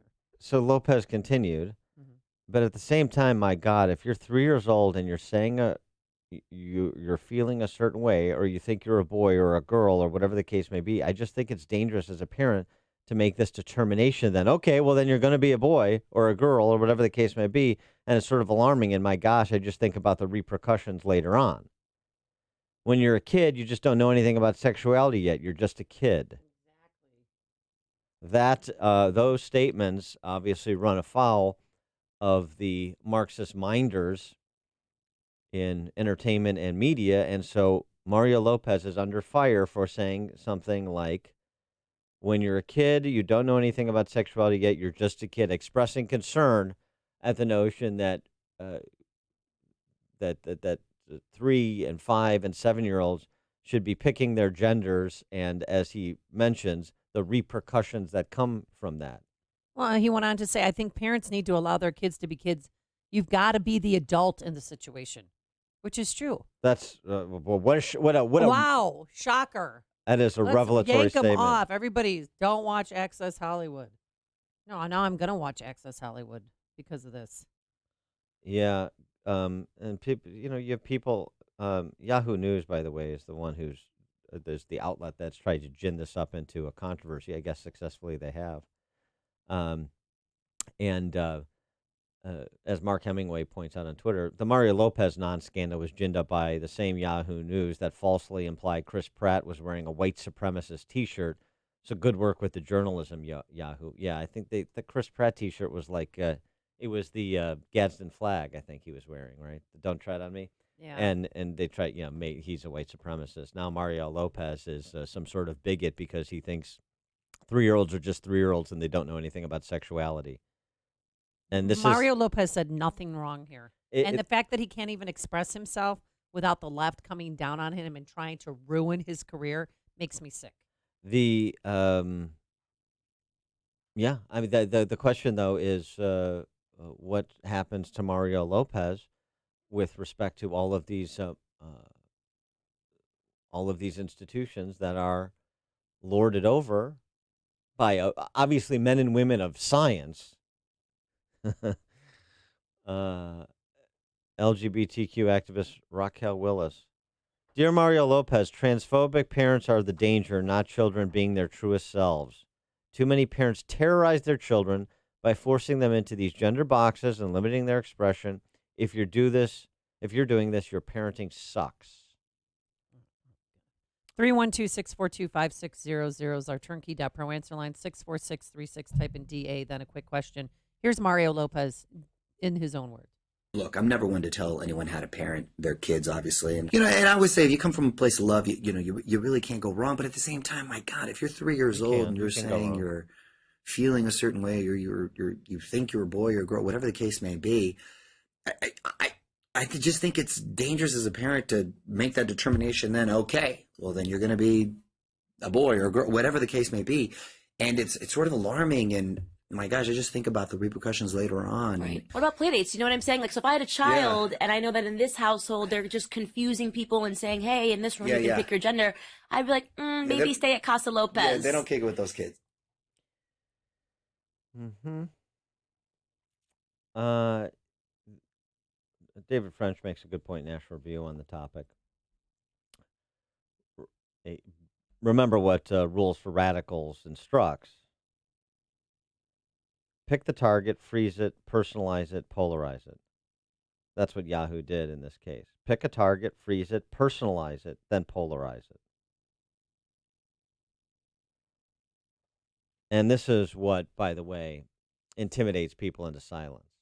It's completely the wrong response, but it's the response you get, as Alinsky studied and knew you would generally get, and that's how you move the flag to places that most people find viscerally insane.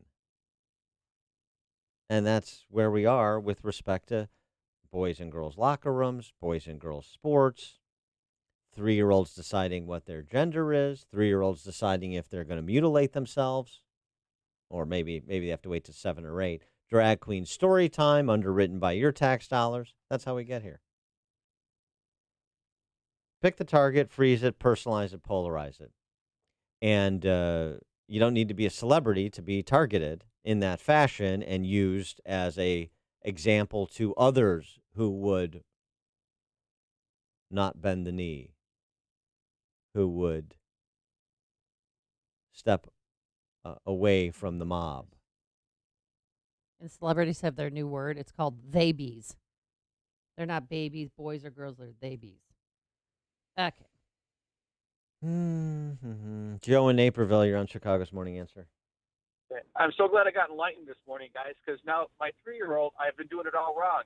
She should change her diets to the Oreo cookie she wants, and I'm going to spend all her college money on a pony that she's been dying for. Thanks for the information. Thanks for the call, Joe. Yeah.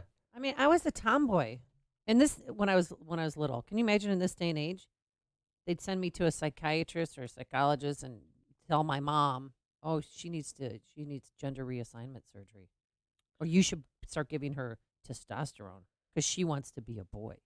On this topic too, I mean, it's sort of like the silent majority type of story. Gillette's toxic masculinity ads haunt Procter & Gamble as they take an $8 billion write-down. Huh. Now, there's always a number of factors, and of course, P&G's CFO is attributing the losses to new competitors offering prices below the category average and so on and so forth. But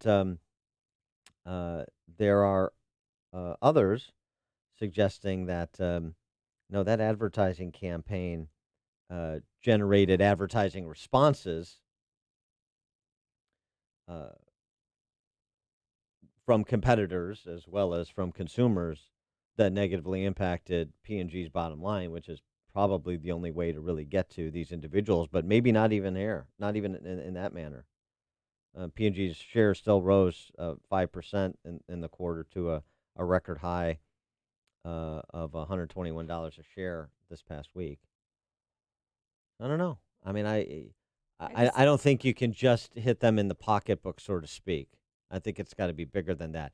And you know how you know is because they never just hit you in the pocketbook. They're willing to do that. They're willing to tear your business asunder or destroy your career. Right, derail your professional pursuits. So you can't support your family. I mean, they're willing to do that, but they're willing to do much more. They're willing to impose the rules by which your children are educated. They're willing to regulate what you can see and read and say. They're willing to do much more. And if this trans stuff, if this gender is a social construct movement, babies where kids decide their gender, yes. If that doesn't bring it home for you, then again, I don't know what will. I've said that so many times as we've gone down this descent into madness, and it didn't do it for most people.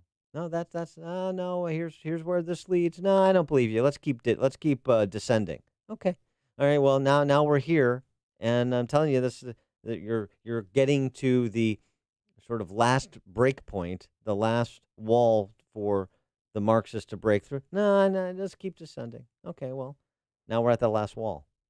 Philip on the northwest side. You guys articulate this so well. It's unbelievable. The only thing is that after you're talking about localizing it, they also sensationalize it. And when you look at how bad this push is, they're either trying to kill your children, or they're trying to get you to kill your parents, or they're get you to try to change your sex, or molest your children by cutting them up. You know, if your children were to cut their arms in school, they'd be reported out of some sort of depression. But when they cut their genitalia off, it's a whole nother story. None of this should ever come to any child under the age of 18. Even 18-year-olds shouldn't be going through this, but none of it should be under 18. And this is true child molestation, true child abuse, and it's just another spoke on the wheel from the communist left. So we sit there and go back and forth on a ping pong table of conversation while we miss what goes over our heads. And I think you guys articulated this perfectly. I think you guys do a great job. Thank you. Thanks, Philip. Listen to Dan and Amy on your smartphone. Download the AM 560 mobile app today at 560theanswer.com/mobile. Contemplating a change of school for your son or daughter? It's not too late to consider the outstanding education and preparation for life that St. John's Northwestern Military Academy offers. For 135 years, St. John's Northwestern has prepared teens for college within a safe, secure, and structured environment, free from distractions and optimal for learning. Not a school for troubled kids, St. John's Northwestern attracts teens from all walks of life who are capable of achieving more but just need the guidance to do it.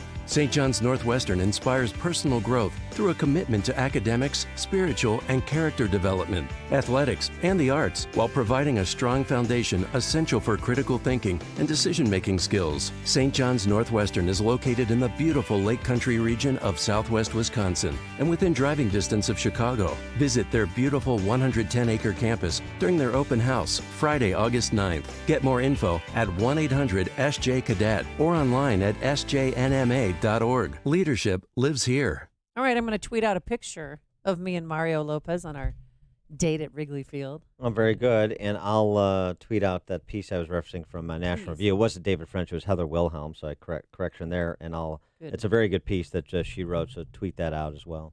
All right, summer is here. As you know, it's hot and humid out. Maybe you're feeling a little run down, not getting enough sleep, not feeling yourself. You should do something for yourself. You should take Balance of Nature. 10 servings of 31 different fruits and veggies, and it really is just that easy and convenient because admit it, you're not getting enough fruits and veggies on your own. And if you listen to the station, you've heard people talking about how Balance of Nature has changed their lives, and it could do the same for you. So start living a healthier life today by taking Balance of Nature. Right now, still, you can get 25% off your first preferred purchase of Balance of Nature, plus free shipping, plus you'll get a set of convenient travel bottles that contain a free additional week supply of Balance of Nature's fruits and veggies. Come on, do it. Justin Kosick, our technical producer's doing it. I'm doing it. Trying to get Dan to do it.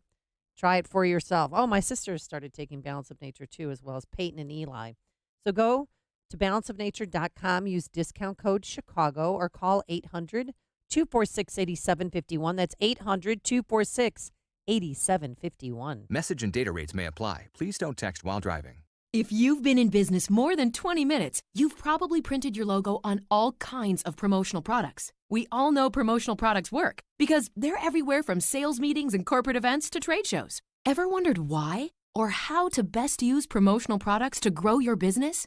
Let us show you today for free. We're 4imprint, promotional product experts at your service. We're giving away an ebook called Promotional Products Work, absolutely free, to everyone who texts radio to 88988. At 4imprint, we make your logo look perfect on thousands of promotional items. With our 100% guarantee, it'll be right the first time, on time, every time. Your free ebook will reveal valuable insights that can attract new customers, build your brand, help your cause, or simply grow your business. Get the ebook Promotional Products Work absolutely free by texting radio to 88988. That's RADIO to 88988. Signature Bank is Chicago's fastest growing independently owned business bank. It's a bank where relationships still matter. Signature Bank knows your name and your story. I'm Dan Proft, and I know this because Signature Bank is my business bank. I'm Amanda Zanger, owner of Black Industrial and Safety Supply in Hammond, Indiana, and a business customer of Signature Bank.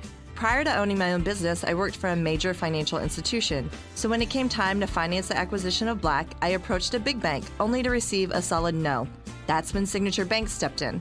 With Signature Bank, the process was different. Signature provided creative financing options that enabled me to purchase Black and continue to grow the business. Thanks to Signature Bank, Black Industrial is able to continue serving Fortune 500 industry fabricators and contractors with tools and safety supplies as we have since 1893. Signature Bank is looking for their next success story. To learn more about turning your business vision into reality, visit signaturebank.bank. Signature Bank, helping local businesses succeed.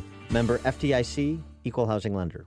AM 560. The Answer. Man, I feel like a Let's see that woman. picture. Whoa, yeah. It's real. Me and Mario Lopez at Wrigley Field. Here's the other dude there. It's one of his buddies.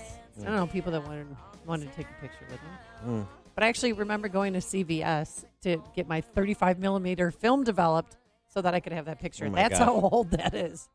Oh, so I know what this was. What? This was just this was a rebound after he and Jesse Spano broke up. Isn't that sick that I know the name of his girlfriend in Saved by the Bell, her character name? And I know a real name, I'm never too, one to Elizabeth tell Berkley. anyone how to. Wait, come on. Look, I'm never one to tell anyone how to parent their kids, obviously. Oh, sorry. You know, I thought that was a drop from Saved by the Bell. Excuse me. No. Oh, being That's- blonde is that's- hard some days, Dan. It's difficult to tell the Slater the Mario Lopez character from the actual Mario Lopez because they're the same person. But so Elizabeth yeah. Elizabeth Berkley? Yeah, Jesse Spano. Yeah. So what happened to those two lovebirds in Saved by the Bell? How did it end, Dan? It was a poignant teen romance that just soured. You watched Saved by the Bell, didn't you? I did. Yeah. And then she ended up doing some stripper movie, and that ended her career. Pretty much. Yeah. Never heard from her again. Weren't you too old to be watching Saved by the Bell? I don't know what you're talking about, Dan. It's a little weird. Do you have some sort of fixation with Mario Lopez? All right. It's all good. He's a conservative. That's what he's told Candace Owens. Coming up on Chicago's Morning Answer. We're going to talk to Kurt Mills, Washington editor of Spectator USA, about the debate. And specifically, is Tulsi Gabbard one of those candidates that can go from second tier to first tier after her performance last night? That's at 6:36. But first, let's head into the newsroom. Here is Mike Scott. Another beautiful, clear day, 59 degrees. And this morning, there are reports the son of terror leader Osama bin Laden is dead. U.S. officials say they have intelligence that Hamza bin Laden is dead, although officials have not said where or when he died. New Jersey Senator Cory Booker vowing not to turn to Twitter when he's conducting foreign policy. Well, first of all, I want to say very clearly that I will not do foreign policy by tweet, as Donald Trump seems to do all the time. A guy that literally tweets out that we're pulling our troops out before his generals even know about it is creating a dangerous situation for our troops. Former Housing Secretary Julian Castro on stage at last night's debate talked about his ideas of the role of government. Public service is not fundamentally about any of us. It's about you and your family. During night 2 of Democrat presidential debates in Detroit, Hawaii Congresswoman Tulsi Gabbard saying U.S. foreign policy deserves real leadership. There are reports of 7 hurt on the ground after a Navy jet crashes in California's Mojave Desert. Strike Fighter Wing Pacific Commodore Captain Jim Bates saying the pilot's whereabouts right now are unknown. We're looking for an aviator out there, hoping for the best. I'm always optimistic, but we've got processes and procedures in place to make sure that we can execute even through the most challenging times.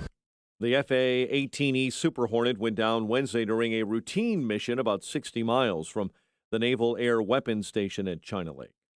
At least one person is dead this morning after a massive gas explosion in Lincoln County, Kentucky. The gas line, when it erupted, caught fire. That burned off, so that's not a problem. The biggest problem initially was heat and smoke, and so we had to deal with that. Lincoln County Emergency Management Director Don Gilliam. Chicago police this morning searching for the driver who crashed into a restaurant near Midway Airport at 65th and Cicero. Cook County judge refusing to reconsider his decision to appoint a special prosecutor in the case against Jesse Smollett. A separate federal judge has barred attorneys from divulging new evidence in the R. Kelly child pornography case. Meantime, Kelly will go before a federal judge in Brooklyn today.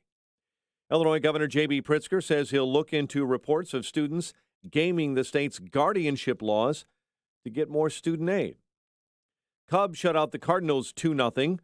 Cubs do make a splash at the trade deadline, acquiring Nick Castellanos, and then sending catcher Martin Maldonado to the Astros for utility man Tony Kemp. The news service of the Positive Coaching Alliance. Got issues with youth or high school sports? Positive Coaching Alliance can help. PCA is a national nonprofit offering more than 1,000 free online resources for youth and high school sports. Visit PCADevZone.org. 6:34, and a check of traffic and weather on the way next on AM 560. Dennis Prager believes Mueller's testimony was more of the same. Many Democrats are very unhappy with what happened. They were really looking forward to revive all of the lies that they have perpetrated with impunity. There's no guilt there. We preoccupied the country with a collusion that never colluded. The Dennis Prager Show, weekdays at 11, right before Sean Hannity at 2 on AM 560. The Answer.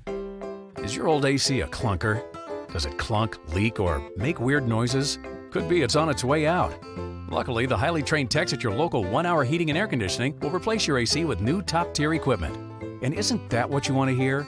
Right now, get big savings on a complete cooling system. Call 855-1-HOUR. Your comfort is just a call away. Call 1-HOUR. Terms and conditions may apply. Call for details. Independently owned and operated. Licensed in the respective state or county.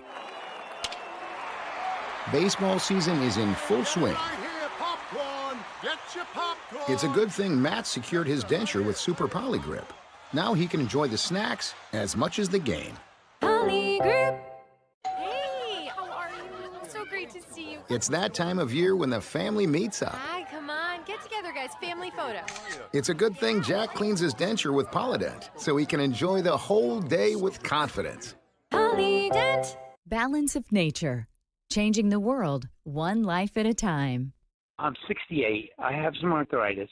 I listened to this on the radio for about a year, and I said, I really have to try this. And I listened to Dr. Howard explain how they do a cold processing, which takes the water out but keeps all the essential vitamins in the fruit and vegetables. And I've been taking it for about a month and a half now, and I really enjoy it. I count on it every day. Experience the Balance of Nature difference for yourself. Receive 25% off your first preferred purchase of Balance of Nature. Plus, get a set of convenient travel bottles containing a free additional week's supply of Balance of Nature's fruits and veggies. With these discounts, you will still receive free shipping on every order. This limited time offer will only be available until the end of the week, so don't wait. Call 800-2468-751 or go to balanceofnature.com and use discount code CHICAGO. Blue Emu supports healthy muscles and joints. Blue Emu works fast and you won't stink.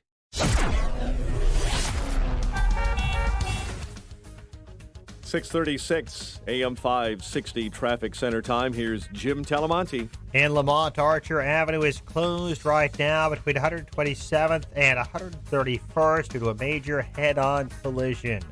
Eden's inbound, 21 minutes like Cook to Montrose, outbound 20. Kennedy, I think about 25 minutes, O'Hare to downtown, outbound 28. Westbound 190 has delays as well. Inbound Eisenhower, 38 minutes, 390 to downtown, outbound 32.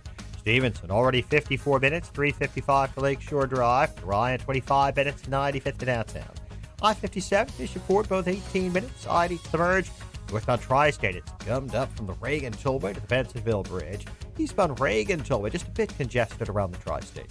That's traffic. I'm Jim Talamonte on AM 560, The Answer.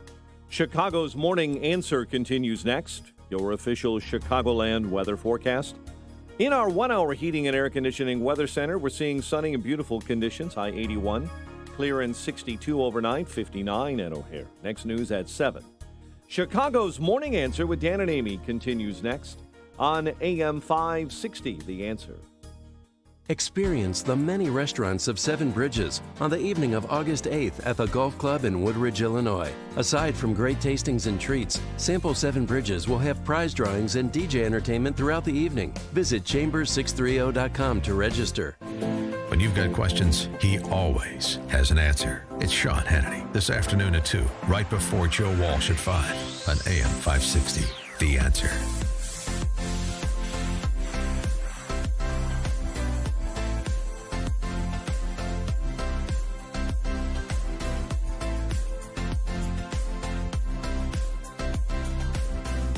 Top of the morning, Dan and Amy. Last night's debate. Anybody improve their position more than Joe Biden, even though he's the putative front runner? Of course, the question was whether he was going to continue to recede back to the field, or if he was going to sort of reestablish himself as the front runner. I think he more closely did the latter than the former. I think he stabilized himself a bit. And over the course of the 2 nights, the 5 hours, the sort of tier 1 candidates all stabilized themselves in terms of being tier 1 candidates. The ordering is still a bit fluid, but Kamala, Biden, Bernie, Liz, and maybe Mayor Pete in terms of your top 5. And then does anybody else elevate themselves in a way that has some could potential get them for to the potential debate for stage. sustainability. Yeah, there's 7 people scheduled for the debate in September on ABC, and there's 3 spots open. Did Tulsi Gabbard do that? I mean, she went after Kamala Harris when she was a prosecutor, the attorney general in California. She put over 1,500 people in jail for marijuana violations and then laughed about it when she was asked if she ever smoked marijuana. And she fought to keep cash bail system in place that impacts poor people in the worst kind of way. And Kamala Harris was not ready to take any kind of attacks last night, so she looked stunned several times when people actually went after her. So I don't think she did herself any favors yesterday. I don't think, but she's already, on the stage in September. But Joe Biden, he got it. Booker went after him. Castro went after him. De Blasio went after him. And De Blasio went after him on deportations. I don't hear an answer from the vice president. I'm confused. I asked the vice president point blank, did he use his power to stop those deportations? He went right around the question. Mr. Vice President, you want to be president of the United States. You need to be able to answer the tough questions. I guarantee you, if you're debating Donald Trump, he's not going to let you off the hook. So did you say those deportations were a good idea? That was just an example of De Blasio. It doesn't even matter what De Blasio says because he's just such a colossal a-hole. Nobody cares. I mean, honestly. And the best moment for Biden was when he sort of playfully slapped back at de Blasio for being exactly what I just described. That was one of Biden's better moments. Look, I think Biden answered a lot of questions, even though he doesn't know the difference between a website and a text. That's fine. Wait, the numbers? We sort of expect that. The question goes back, though. Tulsi Gabbard, that moment she had with Kamala Harris, where she landed a haymaker that Kamala didn't see coming.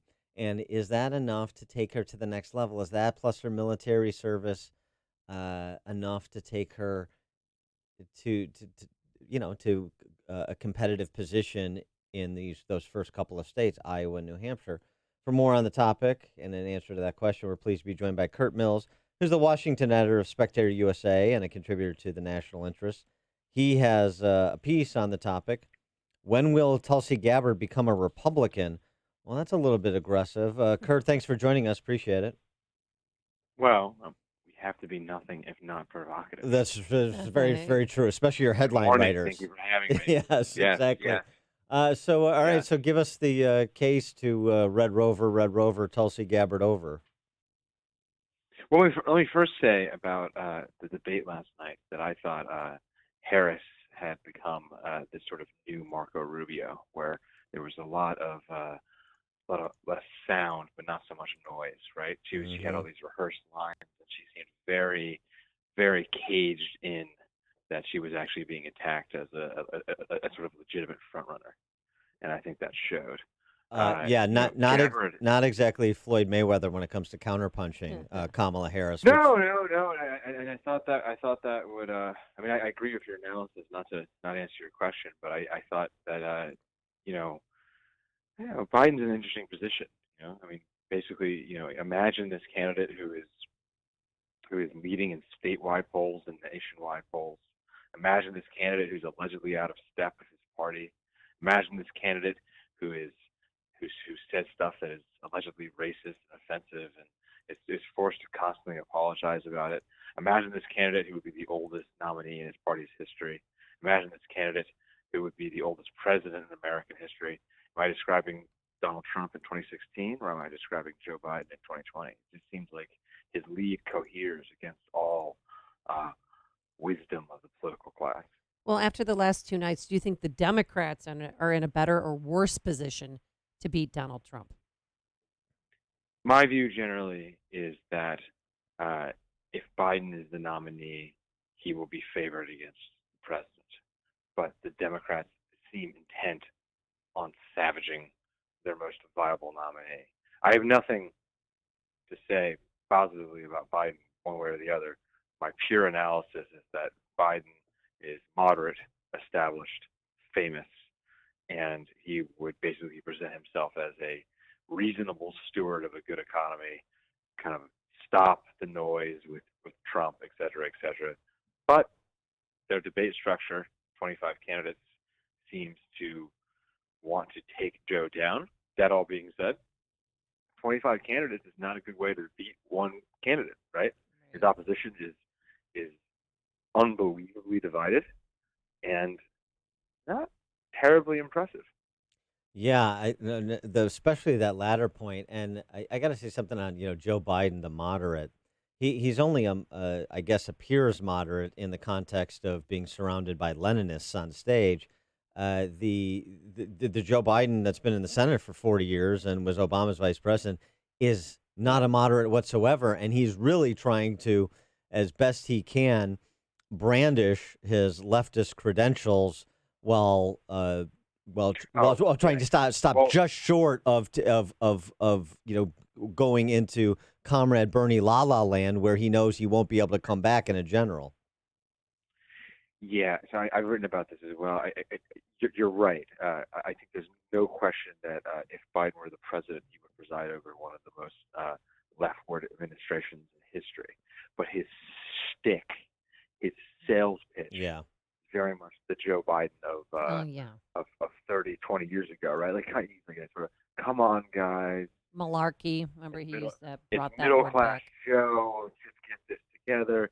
And in a lot of ways, the reason I think he's such a viable candidate against Trump is that he's very in tune to the kind of people who made the president, right? The sort of white, middle class, working class voters in the middle of the country, right? I mean, it's easy to forget, but the president is the president because of 100,000 people in 4 states. Biden just goes, hey, you all know me, it's Joe, et cetera, and he said I think he would be a fairly lethal weapon to Trojan horse a whole set of ideas. But doesn't Biden have a problem, and the Democrats have a problem with Biden as the nominee, and that he doesn't bring. He's really old. Well, but I guess that's part of the question. Yeah. He doesn't bring the base, and these are base plus elections now. If you don't bring your base, you can't get home. That is the argument, right? The argument that he's somehow kind of like a Democratic Mitt Romney or something like that, right? Yeah, like right. The people will just stay home. I will say in his favor is the base of the Democratic Party is a little bit more schizoid than the Republicans. I mean, you're talking about this candidate. He's got 50+% support of the black vote, right? And if that's not the base of the Democratic Party, I don't know what is. But he has so that because of not. Obama, right? It doesn't matter. He has it. Yeah. I mean, whether or not it's earned or fair or smoke and mirrors, he's got it. I mean, like basically, like this is the ghost ship campaign, right? He needs to show up. He needs no. I know. I mean, I'm That's perfect. I'm sure. Maybe I'm sorry. I'm too cynical. Too early in the morning, but it's he needs to show up. He needs to not get beat by one person in particular. He needs to not say he's not a socialist. He needs to say he's not a socialist also at the same time, right? Like, but he needs to basically you're talking about someone who's 10, 15 points in the polls. So as long as he his Botox isn't like too hideous and like he's not like stammering over himself ridiculously, this is his race to lose. I mean, if I'm just like purely analyzing it for him, and I think he kind of knows that. And the question is, is he kind of all there? I will say the difference between him and the president, who are both maligned as old, is that, he doesn't quite seem to have, I'm not trying to say that he's low energy or anything, but I mean, just look at his campaign schedule. It's not like, Donald Trump, when he was early 70s, would wake up at 4 a.m. in Manhattan, fly to Iowa, press the flesh, do interviews, call into every show, talk to 20 people by 8 a.m. He would do that until midnight, fly back, and do it all again. You don't see that with Biden's schedule. Now, the question is, does he need to do that? Well, maybe not quite, but go ahead. Yeah, but it points up something else. And there were moments in the debate last night, not just in his closing statement where he fumbled the text. 303-352. Yeah, but there were other moments. But you kind of like that about him, right? It's Joe. Yeah. Yeah, but there were other moments during the debate and exchanges with some of the other candidates where he sort of lost his train of thought momentarily, and he looked, old. And you do look old when you're old and you do something like that. He's really old. No, I know, but Qualifying. yeah, but those moments are concerning. I mean, they're similarly concerning when Kristen Gillibrand gets surprised when they throw the hot potato to her and she doesn't have anything to say, so she has to string together some boilerplate talking points. But Well, I think Kristen Gillibrand is more concerning than Biden's age, but other than that, I agree. Yeah. well, yeah, that's a whole nother story. But all right, let's go back. So we've sort of lost our initial train of thought too. To give us your takeaway on Tulsi Gabbard and her potential to be a player in this. Yeah, so Gabbard was interesting. I thought she was kind of a breakaway star last night. The question is, is she even in the right party? She's this kind of like economic populist, very anti-war, sort of, really iconoclastic. She doesn't buy, the big thing that she doesn't buy into the narrative that the president was handed the election by Kremlin, right? And you kind of have to say that if you want to be the Democratic nominee. And so the real question is, that Gabbard has this groundswell support. You just look online, the person who gets a kind of like a lot of like online conservative response is actually Tulsi Gabbard, who is, I think, a fairly progressive Democrat. And she's, I think, late 30s, and she's a Hawaii congressman. She's basically blocked out of the leadership in the House. Nancy Pelosi hates her guts. Really? And she's probably not going to be the Democratic nominee for president. She's religiously conservative, albeit, a Hindu. What's her play? Is she gonna run for president for the next 5 cycles? Maybe so. Or does she serve in a Republican administration, sort of credentialize herself that way, and eventually run for president as a Republican? You mentioned in the debate in the fall, the 6 or 7 who are established, and there's 3 or 4 slots. I view the race as breaking into who's viable. So people who are, I hate to say this because people always said this time last time that Trump wasn't viable, although I wasn't one of those people.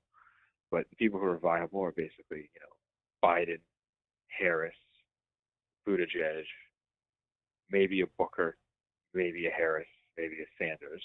And who's interesting? Gabbard, Yang, maybe a Marianne Williamson. Yeah, it's I interesting. miss Marianne Right? Williamson That's last night. your top 10, right? Boy, that is a top 10, all right. Yeah, I mean the problem with Gabbard and some of the I think they're limiting themselves, and same thing with Yang, who says some interesting things. Although, I mean, the idea that $12,000 a year is the cure for all that ails America is a little absurd. But Gabbard is interesting right up until the point that she's all in for eliminating private health insurance overnight. Andrew Yang is interesting right up until, even with the UBI, right up until he says what I think that it should happen. Climate change is so serious, everybody should relocate to higher ground tonight. I mean, it's just don't come across as serious people when they say things like that. Yeah, well, if I were Yang, I would. He's obviously, his presentation skills are middling, and I don't know how this guy is not selling $12,000 a year for free better, right? I would just say $12,000 a year, $12,000 a year, $12,000 a year. I don't know what he just wants T-shirts, nothing, and I think he would be at 10%. But instead, he has these sort of like, and he's not. Politics is an extrovert's, amiable game, right? We have Boris Johnson as Prime Minister of the United Kingdom, and he's basically there by sort of jokes and guile. Whatever that is the opposite of Andrew Yang, right? Yeah. So whatever his policy proposal is. So he's a very internet candidate, right? Like, he's younger, he's more introverted. He doesn't wear a tie. Yeah, I get it. Right. Yeah. But like, but in terms of just like, he's the sort of retail, and it's very interesting. So, long term, like a cable news is probably going away if you look at the viewing habits of 35 and under, 40 and under. But it's going to be You know, you have baby boomers retiring. You have a cable news addicted president.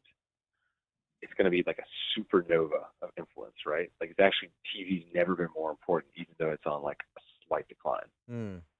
Interesting. Well, I mean, the only thing I'd say about politics being an extrovert's game, it's also a game for megalomaniacal introverts who learn to pretend to be extroverts too. So we've had a few of those in the White House. Oh yeah. He is Kurt Mills, Washington editor of Spectator USA, contributor to the National Interest. Check out his most recent piece. I'll tweet out, when will Tulsi Gabbard become a Republican? Kurt, thanks for joining us. Appreciate it. Thank you. Appreciate it. Cheers.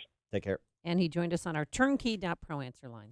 It's what Chicago is talking about. It's Chicago's Morning Answer with Dan and Amy on AM 560. The Answer.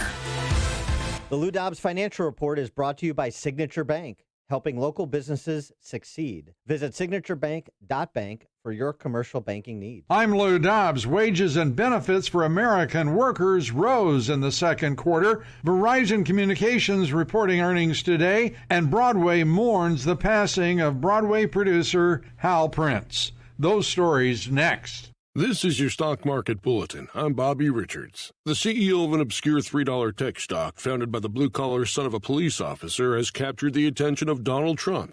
Trump met with the CEO at the White House, and since then, Donald Trump appears to have become the company's #1 fan. He showed up at a groundbreaking ceremony. He called the CEO one of the most successful business people across the globe, and he said what they are doing is the 8th wonder of the world. We decided to investigate for ourselves and reached out to the premier stock analyst in the United States, Oxford Club chief investment strategist Alex Green. Alex told us the company is landing massive deals, including $450 million with Nokia, $395 million with Microsoft, $828 million with Cisco, and $29.2 billion with Apple. The company is set to create 50,000 jobs in America this year, and Alex has now declared this $3 stock his #1 play for 2019. Go to OneStockRetirement.com for more details, including how much Alex expects the stock to rise this year. American workers' wages and benefits rose in the second quarter. The Labor Department reporting the increase was 2.7%, only a tenth of a point behind the increases of the first quarter.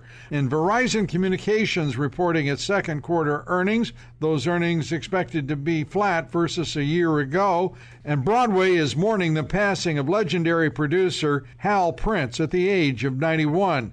The winner of an incredible 21 Tony Awards. He produced Phantom of the Opera and dozens of other hit musicals. Please join me for Lou Dobbs tonight, 7 o'clock and 10 Eastern on the Fox Business Network. This is the Lou Dobbs Financial Report.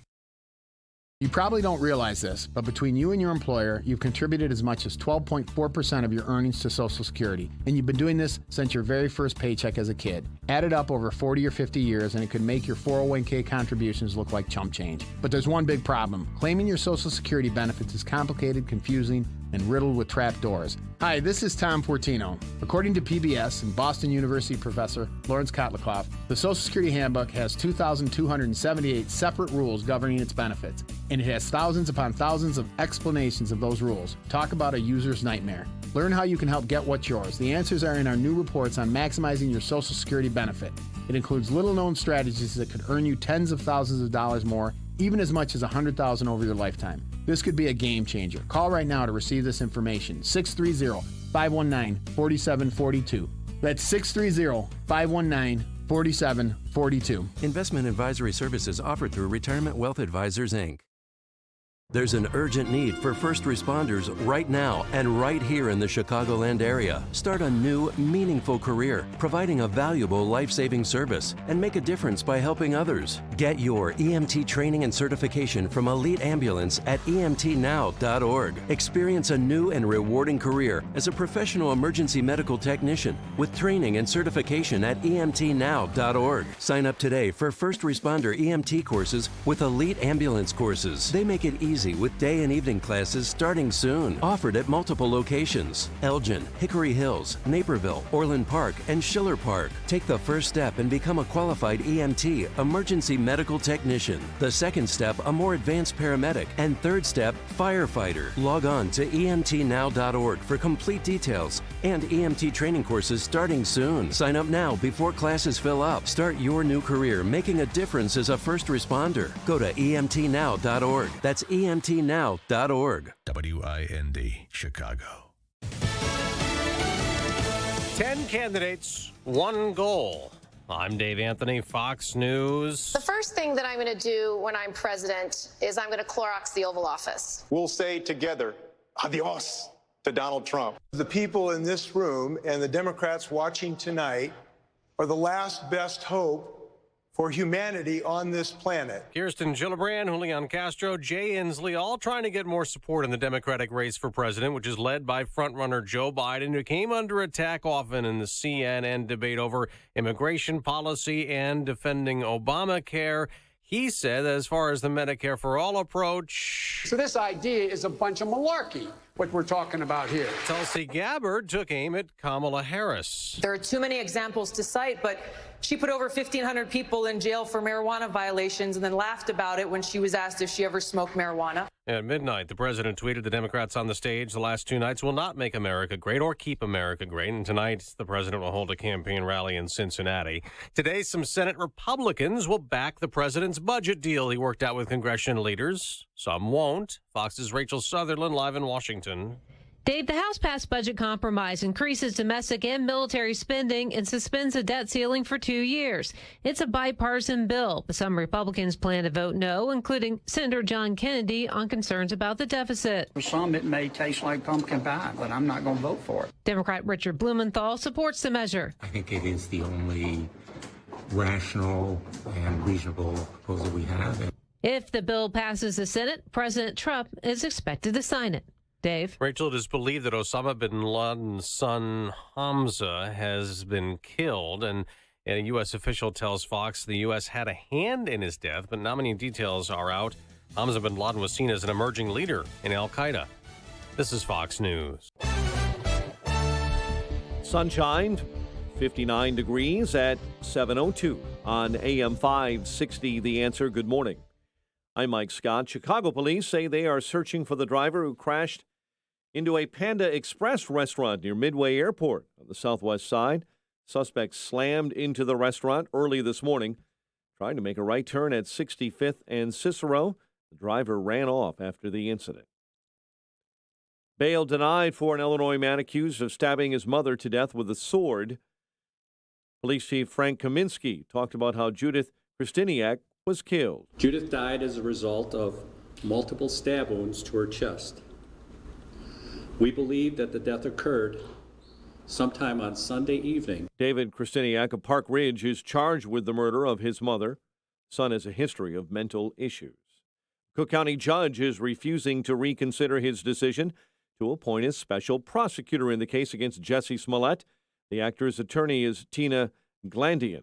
It's become abundantly clear that nobody wants to actually deal with the merits of this case, and nobody really wants the truth here. The judge also denied a request for a different judge and a motion for a new set of Smollett lawyers to intervene in that case. Lollapalooza kicks off today in Chicago. Thousands gathering at Grant Park for the annual music festival that runs through Sunday. Danny Farquhar is returning to the White Sox after he nearly died last season. 32-year-old former reliever rejoins the club as a minor league pitching instructor. You may recall Farquhar collapsed in the White Sox dugout April 20th of 2018, suffering a brain hemorrhage during the sixth inning of a game against the Astros. After a full recovery, he hit the Yankees minors system before he retired. Cubs shut out the Cardinals 2-0. Mets over the White Sox 4-2. The news, a service of the Crohn's and Colitis Foundation of America, inviting you to take steps for cures at a walk event near you. Get started at cctakesteps.org. 7:04, a check of traffic and weather on the way next on AM 560. Sean Hannity explains how to deal with evil. I don't know what it is about the liberal mind that believes in appeasement somehow. We never learn the lessons of history. And money and bribery and appeasement and ass-kissing doesn't work. The only thing that evil will respond to is certain military force against them. The Sean Hannity Show. Afternoons at 2, right before Joe Walsh at 5. On AM 560, The Answer. Driving is freedom. The freedom to keep moving, to control your destiny, and to choose your path. And now, that freedom fits in the palm of your hand. It's called Ford Pass, the only app that gives you roadside assistance, Ford Pass rewards, and now when you buy or lease a new Ford, earn points you can use toward flexible complimentary maintenance that gives you, well, more freedom. Ford Pass, built to keep you moving, built Ford proud. Visit your participating Ford dealership to find out about getting flexible complimentary maintenance when you buy or lease a new Ford and sign up for rewards. Roadside assistance is included for certain Ford owners and available to everyone for a per-service fee. Ford reserves the right to change program details without obligations. Visit your participating dealer or FordPassRewards.com for program rules and restrictions. Ford Pass, compatible with select smartphone platforms, is available via a download. Do you want to learn how to make money with income properties without becoming a landlord right here in Chicago? If so, we have an amazing opportunity for you. We're looking for a small group of motivated individuals to join our real estate investing team. You'll learn our simple 5-step system for finding multifamily properties right here in the local area. We here at RE Mentor are the leading providers of apartment investing training in the country, and our team is looking for a handful of people in the Chicago area who want to learn how to make money with multifamily properties in your spare time using other people's money. Chicago is the perfect market for our system, and we'll be holding a free 2-hour educational workshop where you'll learn how to make money and build long-term wealth with multifamily income properties. To get 2 free tickets to the RE Mentor Workshop, call 800-470-2064. Seating is extremely limited. Call right now because this free ticket offer expires this Friday. That's 800-470-2064. That's 800-470-2064. It's easier to change the world than you think. Sponsor a child in extreme poverty with Compassion International, and you will change the world for that child. Just text the word child to 83393 to sponsor right now. 7:07 AM 560 traffic center time. Here's Jim Telemonte. In Lamont, Archer is closed from 131st up to 127th due to a major head-on collision. With a big jam on the Reagan Tollway eastbound, it's jammed 83 to Roosevelt. Collision in the right lane. Northbound tri-state delays are from 111th to 87th, from the Stevenson to the Hinsdale Oasis, and from the Reagan Tollway to the Bensenville Bridge. Spot Adams Tollway, it's tied Beverly to Barrington. Northbound Veterans Memorial, Butterfield to Roosevelt. Eden's 20 minutes Lake Hook to Montrose. Kennedy, 35 minutes O'Hare to downtown. A little quicker on the express. Eisenhower, 46 minutes, 390 to downtown. Stevenson, an hour, 355 to the drive. Ryan, 25 minutes from 95th. I-57, Bishop Ford with 5-minute delays. That's traffic. I'm Jim Telemonte on AM 560, The Answer. Chicago's Morning Answer continues next. Your official Chicagoland weather forecast from the 1-hour heating and air conditioning weather center and our meteorologist, Steve Williams. Mostly sunny, beauty of a day today, high near 81. It'll be clear tonight, low 62. For tomorrow, Saturday and Sunday, sunny skies, the high tomorrow 82. Saturday's high 85 and the high Sunday at 84. I'm Steve Williams on AM 560, The Answer. 60 degrees at O'Hare. Next news at 7:30. Chicago's Morning Answer with Dan and Amy continues next on AM 560, The Answer. This hourly segment is brought to you by Real Estate Revealed with Randy Barcella, Sunday mornings starting at 8. This is Chicago's Morning Answer with Dan Proft and Amy Jacobson on AM 560, The Answer.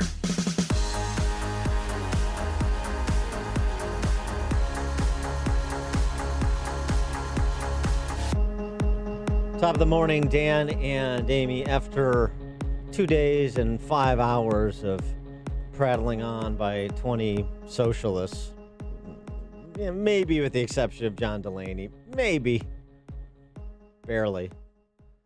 Maybe it's time to just sort of take stock of the top lines. One of the top lines is the profit motive is bad. This comes across in the most pronounced fashion when they're talking about health insurance policy and how fast the government should eliminate private health insurance, which is really the basic discussion, the organizing principle of the discussion. The profit motive is bad. Health insurance companies are in business to make a profit. That's bad. That's why there is no option, says Bolshevik Bernie.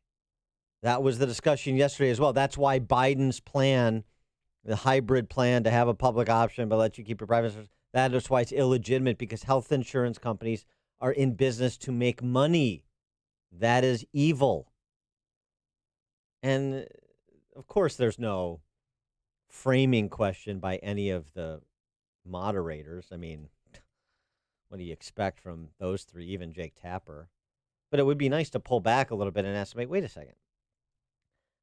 The free enterprise system that's driven by the profit motive, is that sort of what has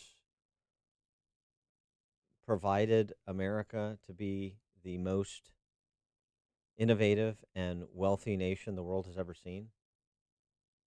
Is that sort of foundational to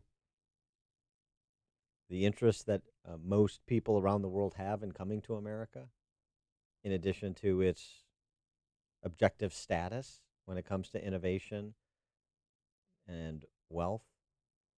And if so, why would the health insurance industry be exempt from that? If that's what drives innovation and wealth creation, then why would you want to exempt any sector from it? But we don't get that question. And it's on this occasion, ironically, the two nights bookend Milton Friedman's birthday. Milton Friedman would have been 107 yesterday. Milton Friedman, the most important economist of the last 100 years, in my estimation. And what do you think he would have thought of? With Hayek as a close second. This is also I think it's the 74th year of the publishing of The Road to Serfdom, which, by the way, if you weren't paying attention, that is the road that all of the Democrat socialist candidates want us to take, the road to serfdom. And so it's maybe just a good reminder.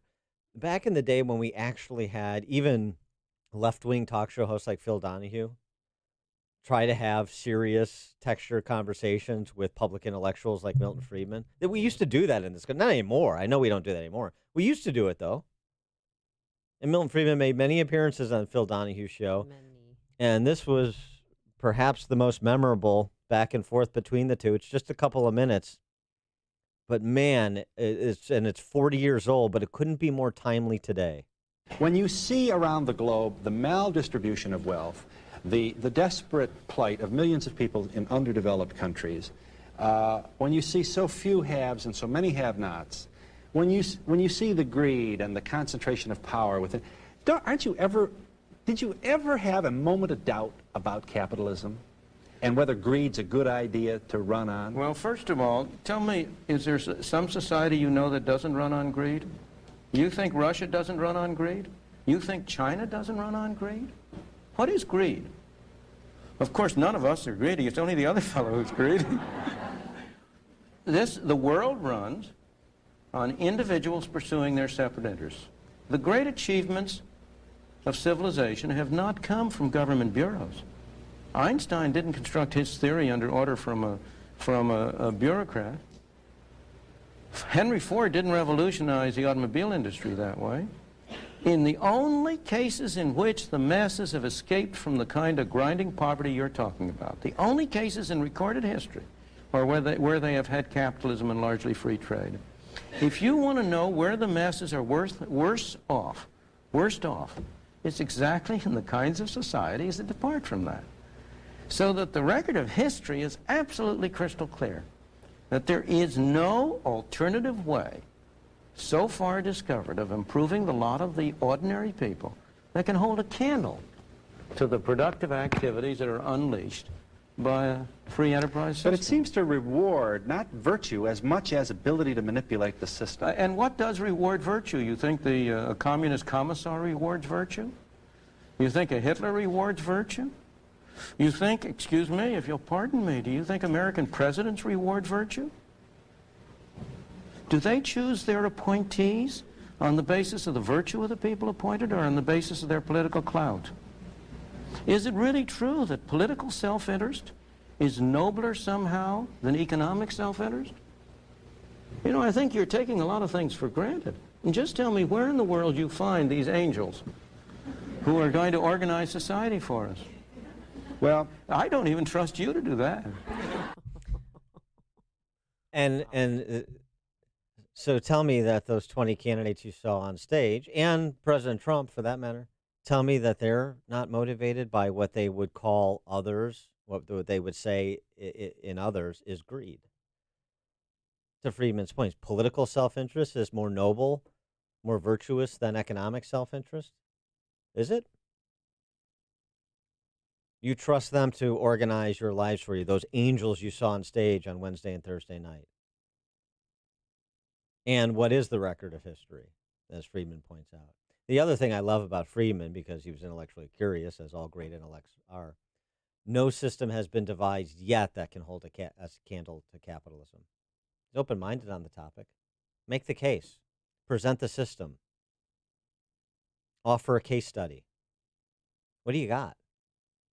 The last 2 days, we've had a bunch of socialists led by Elizabeth Warren running around suggesting, and obviously Comrade Bernie's been doing it for generations now, running around suggesting that National Socialism is a new idea. I wish we could pull back and talk about sort of the fundamental issue that's at stake in 2020, as opposed to, whether Andrew Yang wore a tie and how ravishing Tulsi Gabbard looked in her white pantsuit. For more on the topic, we're pleased to be joined by Jay Nordlinger, senior editor for National Review and music critic for the New Criterion. Jay, thanks for joining us. Appreciate it. Well, thank you. You're singing my song. I appreciate it. Well, I try to in do the key of G. instant always, requests. Yeah. I'll just sort of give you a blank canvas. Your sort of big takeaways from the last two nights. Well, at first, I just want to say, Dan, if it's all right, I don't think there's enough respect and appreciation for free enterprise and the free economy in the country at large, really. A lot of people, I'm guilty of this too, we really don't know what benefits us, and we'll miss it when it's gone, if it is gone. I hope that never comes to pass. But it's odd that something so obviously good for people needs constant defense, right? You always have to defend it. You reminded me of Carly Fiorina on healthcare in the 2016 primaries. She stressed the free market. Now, I was amazed. It made my ears tingle because no one really talks about that. Even if they believe in it, they think that it won't sell politically. And it didn't sell for her. That's true. But I thought she was bold and right. And big government, paternalistic government, I think is all too popular with voters at large. You recall what Mitch McConnell reportedly said to President Trump in a conversation about a month ago, and it rings absolutely true. No politician ever lost votes by spending money. Right. I think that's a sad commentary. Even during the glorious Reagan years, the best we could do was slow the rate of increase of government spending. So I'm glad you're on the case. And those Democrats on the stage, couple of quick points. It's very hard to imagine anyone as president until he or she becomes president. And it's hard to imagine any of those guys or gals as president. The exception, I suppose, would be Biden, because he's been at the top levels for so long. I think the great question about him is not his alleged moderation, and that would be just relative. I don't think it's a matter of views, really, when it comes to Biden. This may be impolite to say, but I think it's a question of age. And I just wonder whether Biden has it. and whether he can withstand the rigors of a campaign and of the presidency. As I say, I don't mean to be rude. I wish him nothing but the best. But he seems to me like a man who should be in retirement and enjoying his grandchildren with his career behind him. And he's been wheeled himself back out, if you will. I don't mean wheeled literally, in what the Democrats regard as a crisis in the country. Well, they were definitely testing his strength as a front runner, and I thought he performed better last night than he did at the first debate in Miami. What did you think? Yes. Again, it's a comparative thing, and the bar may be relatively low. It seemed to me that he was the grandfather. I just going to sound terribly snarky, up past his bedtime. And his closing statement was fumbling. And I understand him. Sometimes I feel that way myself, even most days. But someone like Cory Booker was kind of having fun with him. And I think that Biden parried okay. He was very good against Gillibrand. Yes. And by the way, I think that Booker just seems, this is a matter of taste, all too pleased with himself. I don't know what you guys think. Oh, he's so smug. I mean, he is insufferable, and also, he is just a monstrous hypocrite. And I wish the moderators would offer specific questions to specific candidates, like Cory Booker read what Cory Booker's speech from the Manhattan Institute when he was mayor of Newark, endorsing charter schools and school choice based on his real-world experience dealing in a community like Newark. And now you're a public sector, you're a teachers union toady. So explain the evolution. Here's what you said. Here's the position you've taken since as a senator. And, explain that evolution since you're pillaring Joe Biden about his 180s. Let's talk about everybody's 180s. But there's no thing. There's nothing specific. It's all just like, this opponent of yours took a shot at you over that. What do you say? That makes for a very boring debate, which it was last night as far as I was concerned. Yes, I was a little surprised. Maybe I shouldn't have been, because it was a debate after all, and they're trying to beat the other guys for the Democratic nomination. But they spent a lot less time on Trump than I would have expected. Yep. I think that Elizabeth Warren is sharp and energetic and appealing to the left. But I wonder whether the electorate generally would be willing to go for sort of a classic activist. She strikes me as a classic campus activist. And she's a very good example of the breed, I think, if that's your thing. Yeah. I just doubt that will be the thing of enough people to elect her in the general. Well, again, she's one with all these plans, and she, it seems thoughtful in what she wants to do, but there's no mention of a passage or even the price tag and how to pay for anything. Free college, eliminating everyone's student loan debt. Sounds good. But it's not going to happen because there's no real plan how to pay for it, is there? It's Santa Claus time. Yeah, coming down the chimney delivering gifts. What do you think about Kristen Gillibrand, senator from New York? And to me, with her whole riff about how she's going to tour the country and educate white suburban women about white female privilege, she is actually, she's not talented enough to occupy the Warren space, because she's not authentic enough. I think this is largely an act or something that she's just come to recently for political expediency. But she seems to me like she is an embodiment of the squirming appetites of the cultural Marxists. She's got the race hustle going. She's all on board for the elimination of private health insurance. She's a sponsor of deindustrializing the American economy. She's like an amalgam of everything the left wants. Well, you mentioned Booker and his transformation or evolution. Gillibrand is another one, maybe even more dramatic. She was known as a somewhat moderate Democrat. I think she was even friendly to gun rights for a while. Yeah. And some of the left opposed her elevation to the Senate. And she has really learned and squirmed and adjusted. And now she's playing woker than thou. And it's just pure politics. You wonder what people stand for. I think she's pathetic. Like many, many politicians, she's not a leader, more like a follower.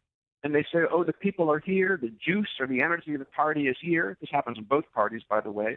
I'll have to get in front of it and lead it. Mm-hmm. My advice to Joe Biden, not that he has asked for it or would take it, is you will never win a woke-off with these guys. Never. You're an old guy elected to the Senate in 1972. Amazing. He was only 29. He turned 30 before he was sworn in, so he was constitutionally eligible. But he was elected in 1972 before the Watergate scandal really got going.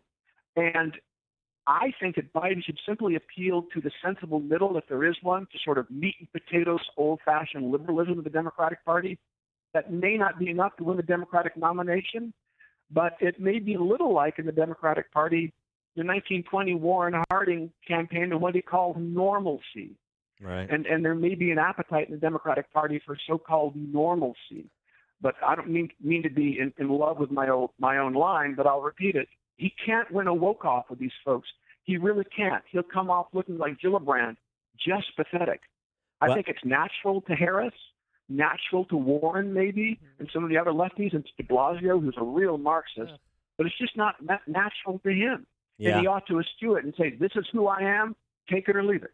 I think that's good advice. I think the Harding comparison is good. And frankly, that Harris poll that was out this week that shows a third of Democrat and Democrat-leaning voters aren't happy with any of the candidates sort of speaks to a desire, at least among a plurality of the party, for normalcy, and a plurality in a 20-candidate field gets you a long way to the nomination. Jay Nordlinger, senior editor for National Review, music critic for The New Criterion. Jay, thanks as always for joining us. Appreciate your insights. Have a good day, you Chicagoans. Appreciate it. Take care. Thanks. And he joined us on our turnkey.pro answer line. Hear about the big stories of the day, then talk about them right here on Chicago's Morning Answer on AM 560. The Answer. If you have an unpaid tax debt to the IRS that you can't pay, please hear this special notice. Specially approved IRS relief programs designed to aid delinquent taxpayers are now in effect that can significantly improve your financial situation. Depending on your circumstances, you may qualify to have your tax problem resolved in your favor and may even have your back taxes reduced by thousands or eliminated entirely. A relief hotline has been established by Community Tax for you to call and see if you qualify at 800-500-5588. If you owe the IRS back taxes that you can't afford to pay, don't let the IRS trick you into thinking you have no way out. Our highly accredited tax professionals will let you know what you qualify for and how much you can save. We may be able to stop all liens, garnishments, levies, and save you thousands. Call and see if you qualify for this taxpayer relief at 800-500-5588. 800-500-5588. That's 800-500-5588. Community Tax. Who's your tax guy? Oh, our good friend Mike Lindell over there at MyPillow. You've seen him on TV. He loves what he does. He's the creator and founder of MyPillow, the secret patent that he made to help us all sleep better at night, know that we can throw our pillow in the washer and dryer, get a good night's sleep. And right now you can still get that 2-pack of premium MyPillows for only $69.98. That's only $34.99 a pillow. Again, it is the lowest price ever offered in the history of MyPillow, plus 30% off the pet beds. That can also go in the washer and dryer. Mattress toppers, and my favorite, the Giza cotton sheets. You will love them. So act now to get this absolutely lowest price ever offered on 2 premium MyPillows for only $69.98 or 30% off everything else. Peruse their website and see what you want. Go to MyPillow.com, MyPillow.com. Type Amy in the promo code for all these great deals. That's Amy in the promo code. Or call 800-489-0201, 800-489-0201, and tell them Amy sent you. Have you noticed cracked or sinking concrete around your home, driveways, sidewalks, garage floors, or patios? In addition to looking bad, cracked or sinking concrete causes an uneven surface that poses a safety hazard. Hi, I'm Roy Spencer, president of Permaseal. Would you like to fix the problem without replacing the concrete? We have the solution for you. Permaseal polylevel foam can be injected beneath concrete surfaces, leveling and preventing future settlement. Call Permaseal today at 800-421-SEAL for a free evaluation. The polylevel process is done with minimal disruption, quickly and at a fraction of the cost of concrete replacement. And unlike traditional mud jacking methods, polylevel foam is lightweight so it doesn't add additional weight to the area. Polylevel is the most durable and cosmetically appealing solution to your cracked or sinking concrete. Call Permaseal today at 800-421-SEAL. That's 800-421-SEAL or visit permaseal.net. Balance of Nature. Changing the world, one life at a time. I'm 68. I have some arthritis. I listened to this on the radio for about a year, and I said, I really have to try this. And I listened to Dr. Howard explain how they do a cold processing, which takes the water out but keeps all the essential vitamins in the fruit and vegetables. And I've been taking it for about a month and a half now, and I really enjoy it. I count on it every day. Experience the Balance of Nature difference for yourself. Receive 25% off your first preferred purchase of Balance of Nature. Plus, get a set of convenient travel bottles containing a free additional week's supply of Balance of Nature's fruits and veggies. With these discounts, you will still receive free shipping on every order.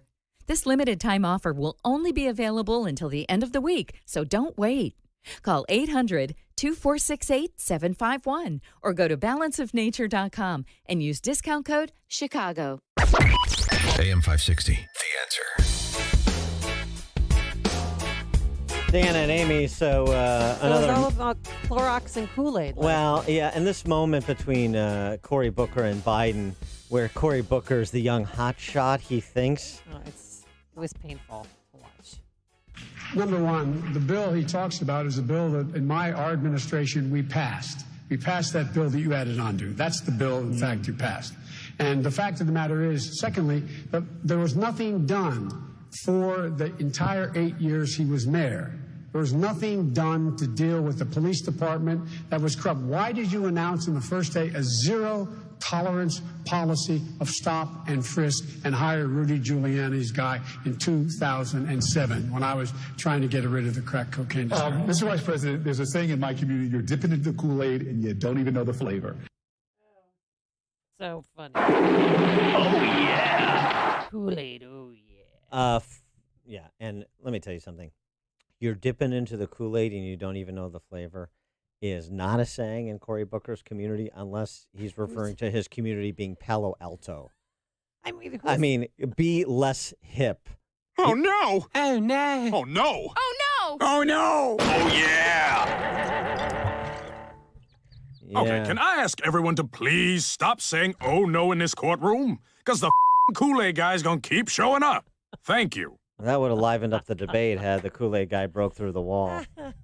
Coming up on Chicago's Morning Answer. The Faith of Mike Pence. It's the subject of a new book by Leslie Montgomery, who is a writer for the American Association of Christian Scholars. And she will join us at 7:37 to discuss Mike Pence's faith and her book about it. And breaking down the bill, how much did it cost to catch Chance the Snapper? Your tax dollars at work. But first, let's get into the newsroom. Here is Mike Scott. Yeah, that Rudy Giuliani guy he talked about was Gary McCarthy. Brought over.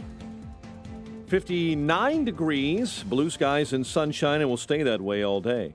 Osama bin Laden's son is reportedly dead. U.S. officials say they have reports that Hamza bin Laden is dead, though they are not saying where or when he died. Night 2 of the Democrat presidential debates in Detroit. During opening statements, New Jersey Senator Cory Booker was interrupted by hecklers. Tired old language.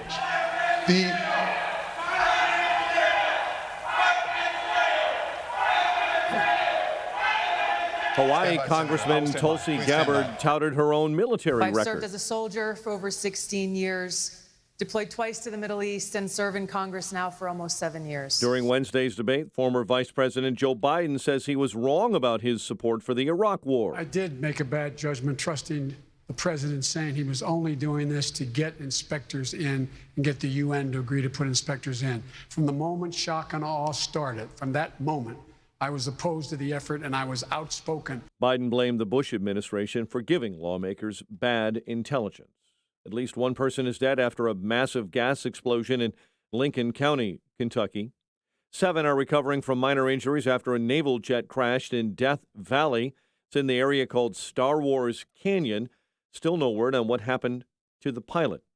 A mentally disturbed suburban man has been charged with first-degree murder in the death of his mother. Police in Park Ridge found the body of 74-year-old Judith Kristiniak stuffed in a trash can at the Park Ridge home she shared with 47-year-old David Kristiniak. An investigation is underway after a man was struck and killed by a vehicle on Chicago's South Side. It happened in the 2800 block of West Columbus Avenue. No citations have been issued so far. Chicago sports found the Cubs over the Cardinals 2-0 at Busch Stadium. Todd Frazier, the former White Sox, came back to sting his old team with an RBI single in the Mets' 4-2 win over the Sox, a guaranteed rate field. Bears are back on the practice field today at Olivet Nazarene. The news service of Unbound.org. Right now, there are young people across the world facing a tough choice. Continue their dream of education or drop out to help their family put food on the table. See how far your support can go at Unbound.org. 7:34, a check of traffic and weather on the way next on AM 560. The mainstream media wants to divide Americans into neat little groups, and they want you to believe that everyone in each of those groups thinks alike. John Anthony and Charles Love are here to blow up that lie. Join them for Black and Right this Saturday at 1 p.m. when they expose the lies of the media and the hypocrisy of the left and have fun doing it. It's Black and Right this Saturday at 1 p.m. right here on AM 560. The Answer. Is your old AC a clunker? Does it clunk, leak, or make weird noises? Could be it's on its way out. Luckily, the highly trained techs at your local 1 Hour Heating and Air Conditioning will replace your AC with new top-tier equipment. And isn't that what you want to hear? Right now, get big savings on a complete cooling system. Call 855-1-HOUR. Your comfort is just a call away. Call 1 Hour. Terms and conditions may apply. Call for details. Independently owned and operated. Licensed in the respective state or county. Hey, Craig and Leslie here from In the Know. We know how important it is to take a partner in the passenger seat when you're on a long road trip. You need a trusted friend and a voice to help you navigate through the hills and valleys of your journey. We want to be that voice for you on your road to retirement. Absolutely. Our whole team at Wealth Management Group will be by your side for the long haul. Let Wealth Management Group be your compass and your guide to retirement. Find us at investwithwmg.com and tune in each week to In the Know Sunday mornings at 10 right here on AM 560, The Answer. Balance of Nature, changing the world one life at a time. I'm 68. I have some arthritis.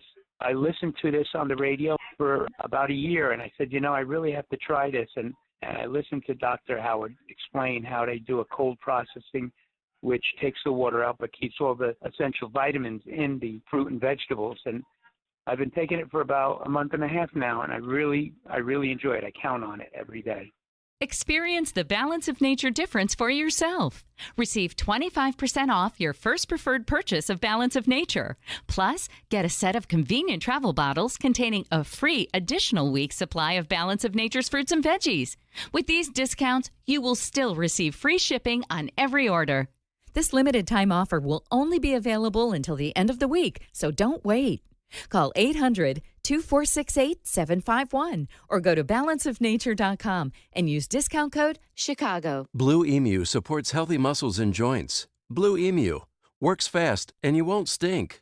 7:37 AM 560 Traffic Center time.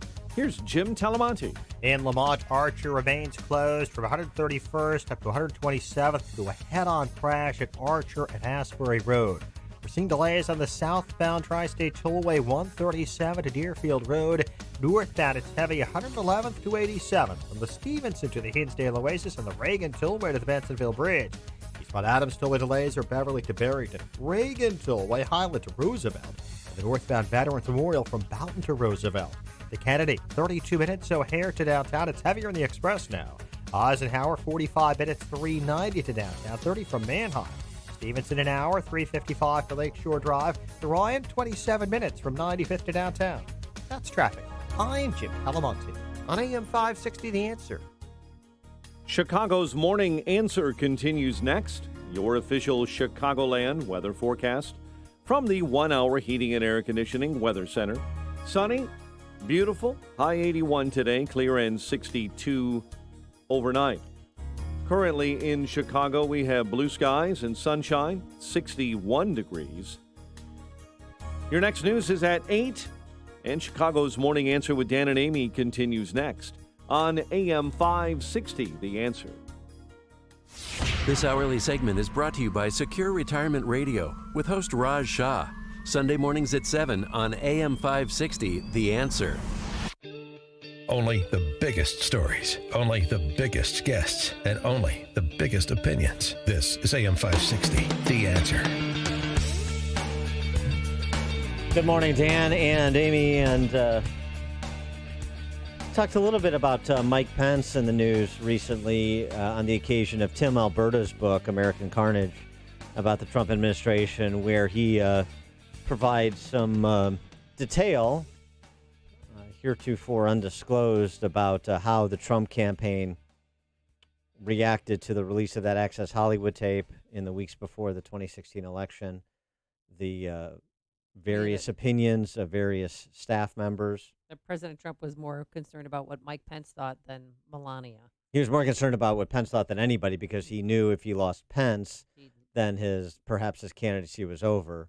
And so that was a preeminent concern. And it was just a fascinating story. And so it sort of speaks to this issue that is closely associated with Pence, is faith in politics. And, Mike Pence was pre-Me Too ascendancy. Mike Pence derided when it became publicly known, because of his profile as the vice president, that he doesn't take meetings with women, like dinner meetings, social meetings outside of an office setting, doesn't take meetings with women without his wife present. Oh, what old fuddy-duddy, isn't that weird?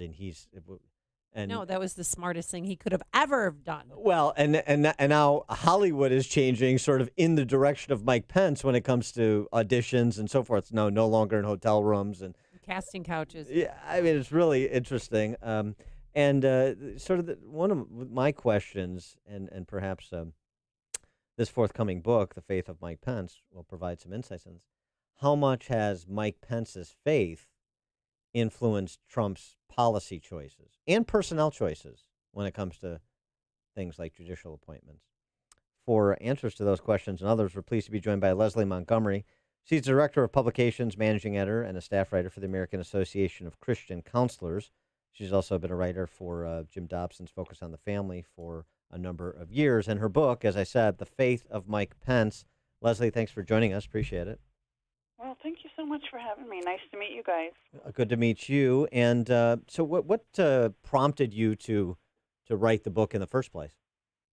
Well, I'll tell you, I'm the author of The Faith of Condoleezza Rice, and then I took a writing sabbatical for a few years to get my young kids into school, and was getting ready to get back into book writing, and I just prayed and asked the Lord what he wanted me to write about. And then a couple of weeks later, I had a dream, actually, that God wanted me to write The Faith of Mike Pence, and I was kind of shocked, because typically politics and faith don't go together in my mind, So I was like, okay, got up and did some preliminary research and saw that he had some type of, foundational faith, and jumped into it, and just put together a list of people I wanted to interview, and it just kind of came together. About 2.5 years later, and 60 interviews later, had a book together. Did you interview Mike Pence for this book? I did not, but they cleared the way for me to interview their inner circle, and it was bigger and better than I initially believed it was going to be. It was the book is full of personal insight and stories from their friends and people who have worked with them, and all the way back to people he grew up with, his fraternity brothers, people from other side of the aisle, that people, his colleagues, his staff members, just about everybody you can imagine, even LGBT advocates and pro-choice advocates. Oh, well, what did they have to say about Mike Pence? It's amazing. Everybody I interviewed said the same thing, that Mike Pence is a man of God and Mike Pence is a man of integrity. Oh, yeah, there you go. It's funny how you can communicate, convene, break bread with people who disagree with you if you're authentically who you are, and that seems to be the case with Mike Pence. That's certainly was his reputation in Indiana before we just leveled up to national politics. And I wonder how his relationship, what the insights were in terms of his relationship with President Trump. I spoke of their seeming moment where there was a crisis in conscience when that Access Hollywood tape came out, but ultimately we know how that played out. What is his relationship like with Trump, and how has that evolved or devolved over the last 3 years? You know, it's interesting. I think, you know, there's a lot to be said initially that, you know, there's a lot of media that says that he was reluctant about picking Mike. But I think, and that may or may not be true, but I think that once Mike got into the position, I think that relationship has really evolved, and that, you know, Trump is really glad to have him in there. I think that he has learned that he can rely on Pence, and that he is faithful. One of, I think, that Mike's greatest traits that his friends and family have said about him is that he always defers to people. And it's, you know, you hear about people saying that Mike is always kissing Trump's butt. You know, that is not who he is. Who he is that he always defers to people. And you hear this all the way back to his early years, not just in politics, but before that.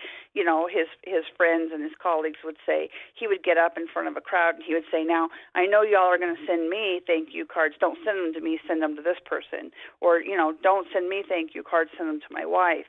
And he's always deferring to other people. And so we see a lot of his Christian faith in the administration, and we see him deferring to Trump. But you can't help but think, you know, there was a time when Trump was pro-choice, you know, or, you know, right now, you know, he's changed his tune. He's pro-life. You know, there's Bible studies going on in the White House.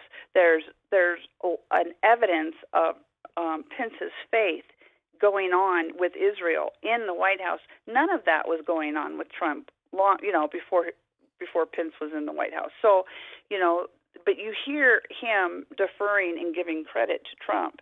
So it's evidence that there is an influence of faith going on with Mike Pence in the White House, but he's always giving credit to Trump.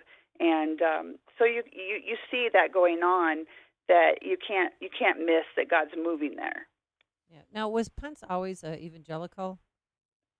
No, you know, he was born Roman Catholic, and it's interesting. He's always had a heart, a servant leadership heart. He's always wanted to serve. That's one of the gifts that God's given him. But as he grew up, he wanted to be a priest, but he also felt like religion was for other people. And when he got into high school, he strayed from his Catholic roots. But when he became a freshman at Hanover College, he began to hear other young adults talk about having a personal relationship with Christ, and that really intrigued him because he said that just wasn't his experience growing up. And his fraternity brothers, who many of which had also had been raised Roman Catholic and had become born again Christians, began to witness to him. And over the course of several months, they witnessed to him, and he himself made a profession of faith and became a born-again Christian himself. And his best friend, who was one of his fraternity brothers, Jay Steger, said it was not a step for him, it was literally a leap of faith, and he just jumped into the Word of God and jumped into prayer, and he said it was just a great leap of faith for him, and dove in head first and just fell in love with the Lord and has never looked back. And so, how do you think from the interviews that you conducted, Pence's faith and his faithfulness, both in a secular sense as well as a religious one, have impacted the policy choices and personnel choices Trump has made? That Trump has made? Yeah. Oh, you know, I think that Mike has always been the bird in his ear that has swayed him. You know, I don't think that anybody can fully control Trump. You know, I think Trump's always going to make his own decisions, but I think that Mike has always been the one in his ear encouraging him and saying, you know, this is what God's word says, this is the direction we should go, you know, and this is, you know, this is the best way. This person is the best person who has the knowledge that we should, you know, listen to, you know. But I think that ultimately he's going to defer to what the president's going to advise. I think we're going to perhaps hear different advice down the road when Mike gets his own voice and gets his own opportunity to run for president. And yeah, so that's the yeah, plan, right? Yeah, that's something that, assuming Trump wins a second term, Mike Pence definitely wants to do. Well, I think that is going to happen personally. His friends say that he will do that if that's God's call on his life. I definitely think that's God's call on his life. I think definitely that is the plan, yes. And, Pence, when he was a congressman from Indiana before he became governor, he was fond of saying that, I'm a conservative, but I'm not angry about it. And Right. And that's definitely his public demeanor, and is that his private demeanor as well, because sometimes those two are not the same.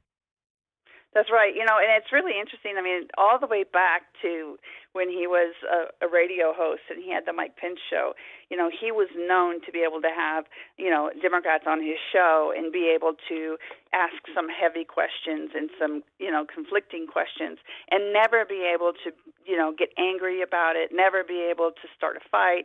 And Democrats loved to be on his show because he would never, be combative with them.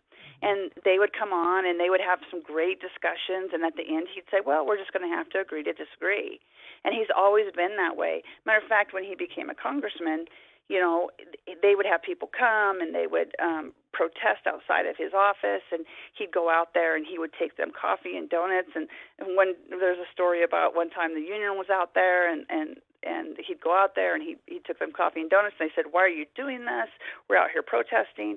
And he said, well, you have a right to protest, but we just thought we'd bring you coffee and donuts and we'd be nice about it. I mean, that's who Mike Pence is. When you hear these stories in the media about how hateful he is and how angry he is towards the LGBT community, there is absolutely no evidence of that in his past. Absolutely none. That's just the D.C. press corps projecting onto Mike Pence the attitudes of their allies. Yes, exactly. Yeah, here's the thing. When you do research like I have done for the last 2.5 years, and you see these like little quotes, these little quips, and then you do the deep research and you find out where these little quips and, statements come from, you either find out that they're lies or you find out the whole context in which they came from, and you see how they're twisted, or how they're taken out of context. And you just realize how the media just, how they just twist them and lie, and how they're, and you just realize how that all works. And you just go, wow, and you just see how the enemy, just works behind the scenes. And it's no wonder that, these politicians and these artists just why they dislike the media so much. She is Leslie Montgomery, Director of Publications, Managing Editor, and a staff writer for the American Association of Christian Counselors. She's also a writer for Jim Dobson's Focus on the Family. The book, The Faith of Mike Pence. Leslie, thanks for joining us. Good luck with the book.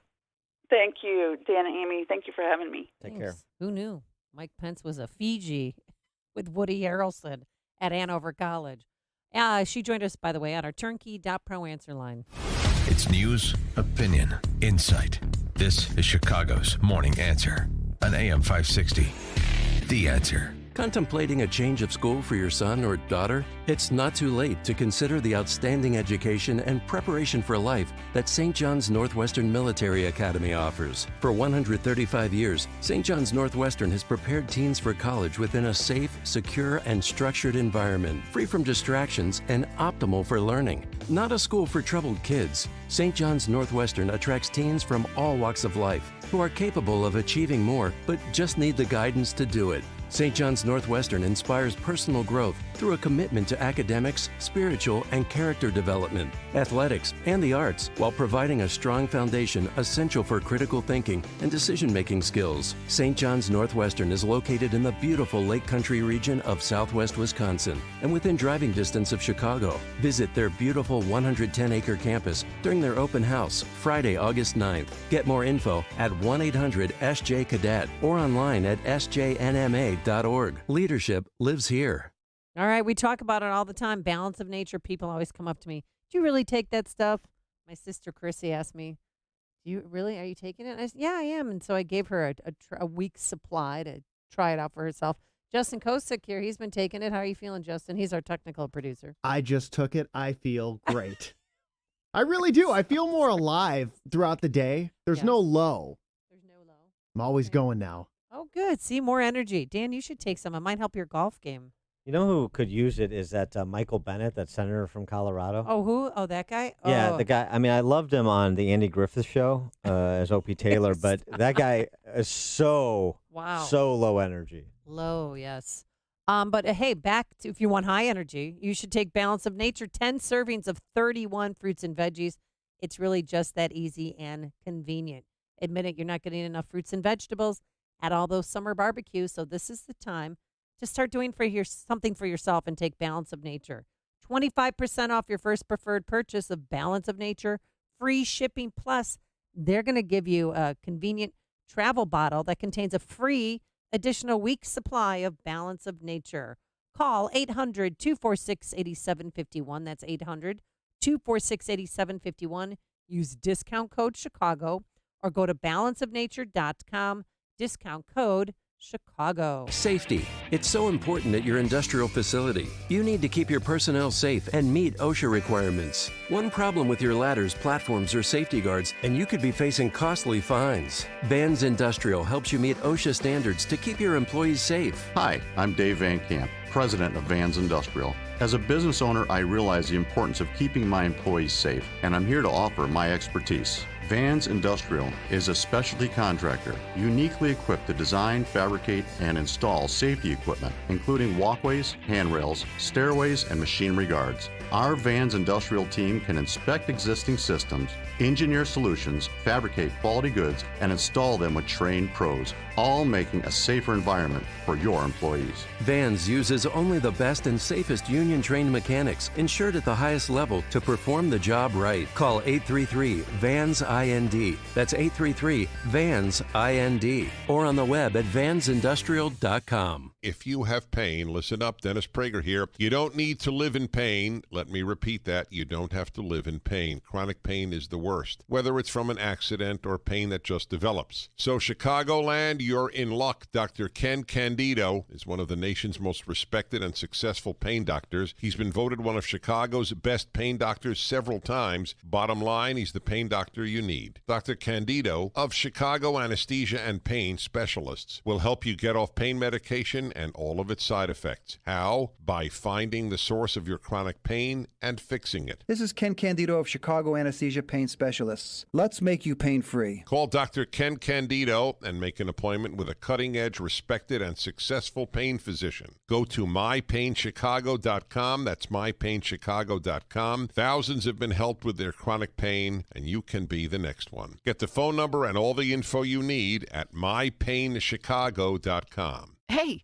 look at this. Why are you on your phone? We have dinner reservations. I'm getting a quote for life insurance from Ethos. Just look. Wow. I thought it would be more expensive. A friend told me about Ethos. It's the new, straightforward kind of term life insurance that offers policies for any budget. Let's do an estimate for you. Do we have time? You just answer 4 simple questions to get an instant quote. These are easy questions. And there's the instant quote.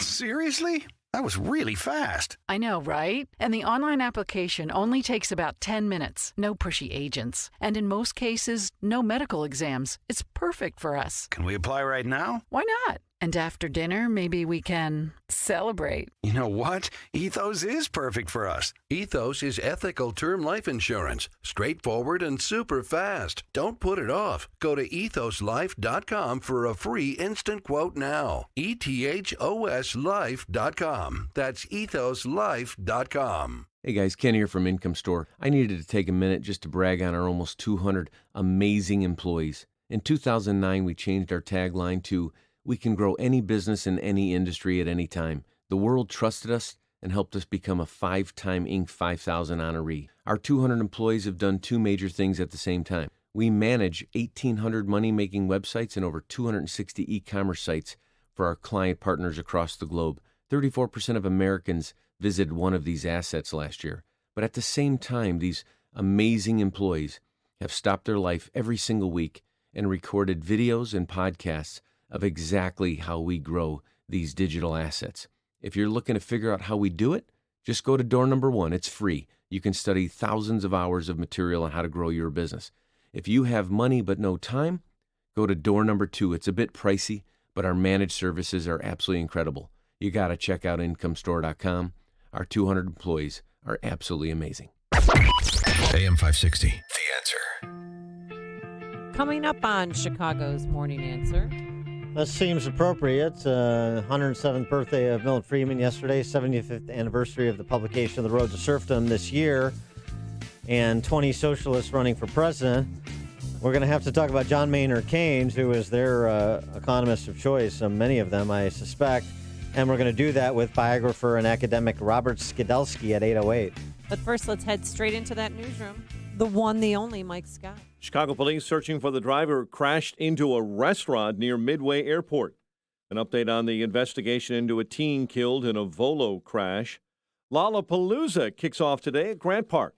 WIND Chicago News Time is 8 o'clock.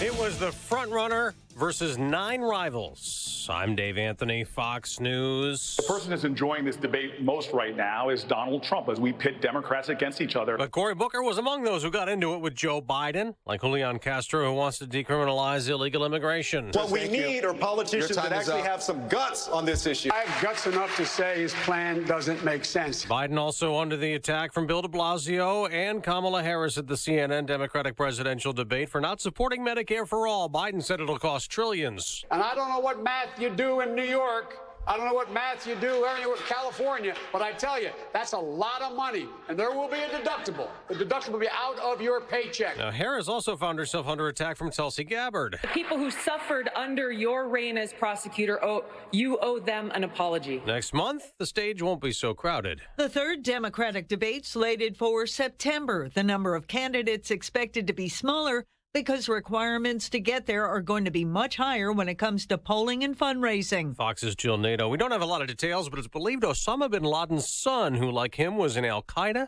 is dead. Fox's Simon Owen has more live. Dave, the United States calls Hamza bin Laden a global terrorist, saying he's advocated attacks on the U.S. to avenge the death of his father, killed by Navy SEALs 8 years ago. Now, a U.S. official tells Fox News the son is believed to be dead and that the U.S. played a role in his death, although beyond that, there are no details. 5 months ago, the State Department announced a $1 million reward for information to find Hamza bin Laden, describing him as an emerging al-Qaeda leader. Dave? Simon, a disaster after 1 a.m. in Kentucky.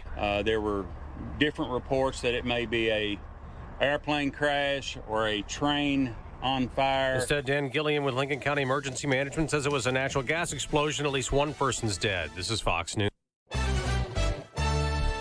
Sunshine and 62 degrees. It is 8:02 on AM 560. The Answer. Good morning.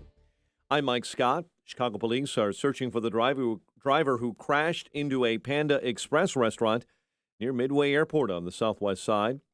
Suspect slammed into the restaurant early this morning near 65th and Cicero. The driver ran off. A mentally disturbed suburban man has been charged with first-degree murder in the death of his mother.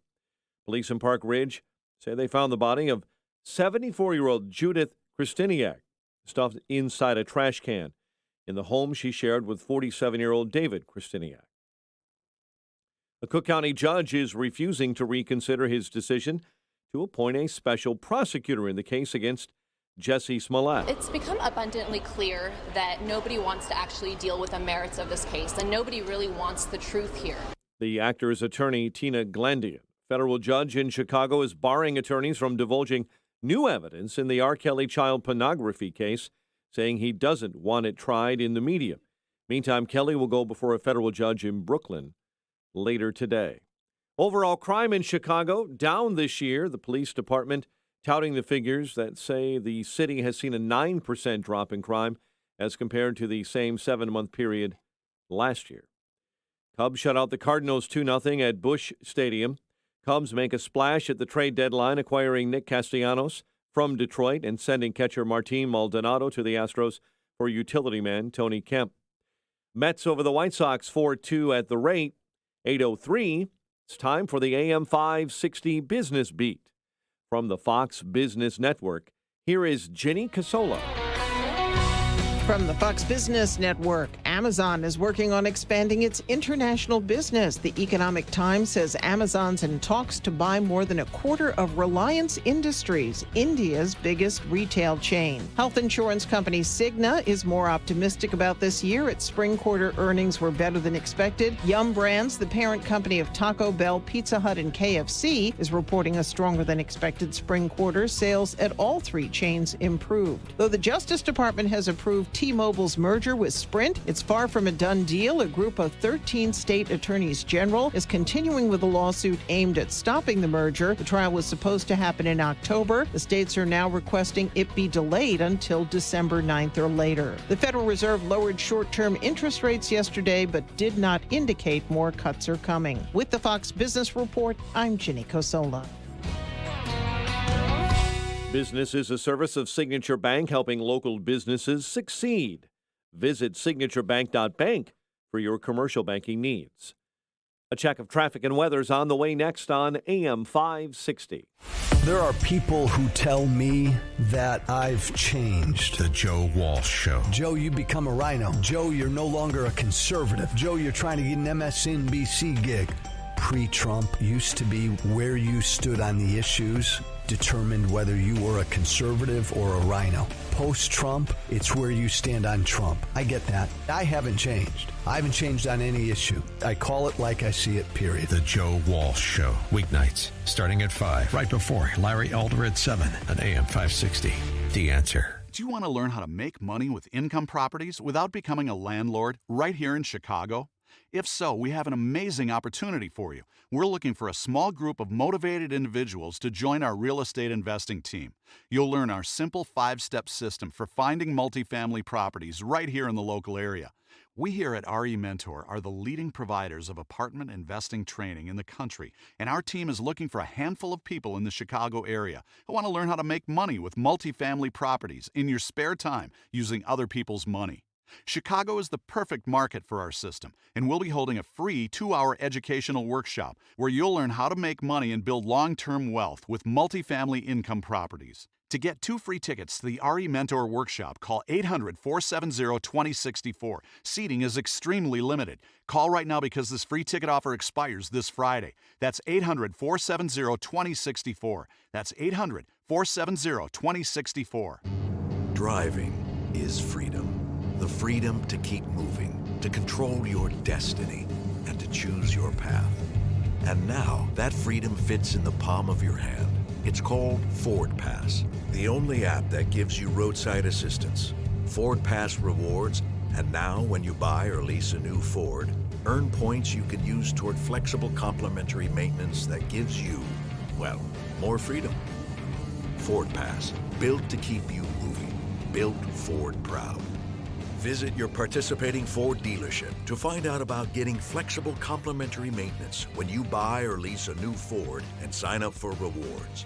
Roadside assistance is included for certain Ford owners and available to everyone for a per-service fee. Ford reserves the right to change program details without obligations. Visit your participating dealer or FordPassRewards.com for program rules and restrictions. Ford Pass, compatible with select smartphone platforms, is available via a download.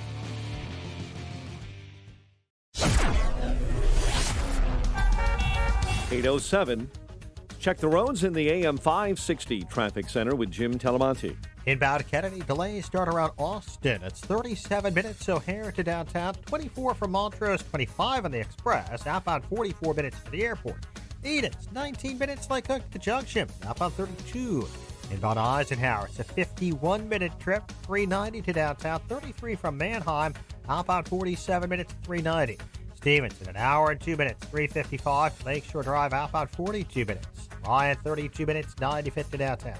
Southbound Tri-State, delays are 137 to Deerfield Road and from the Adams Tollway to the Irving Park Toll Plaza.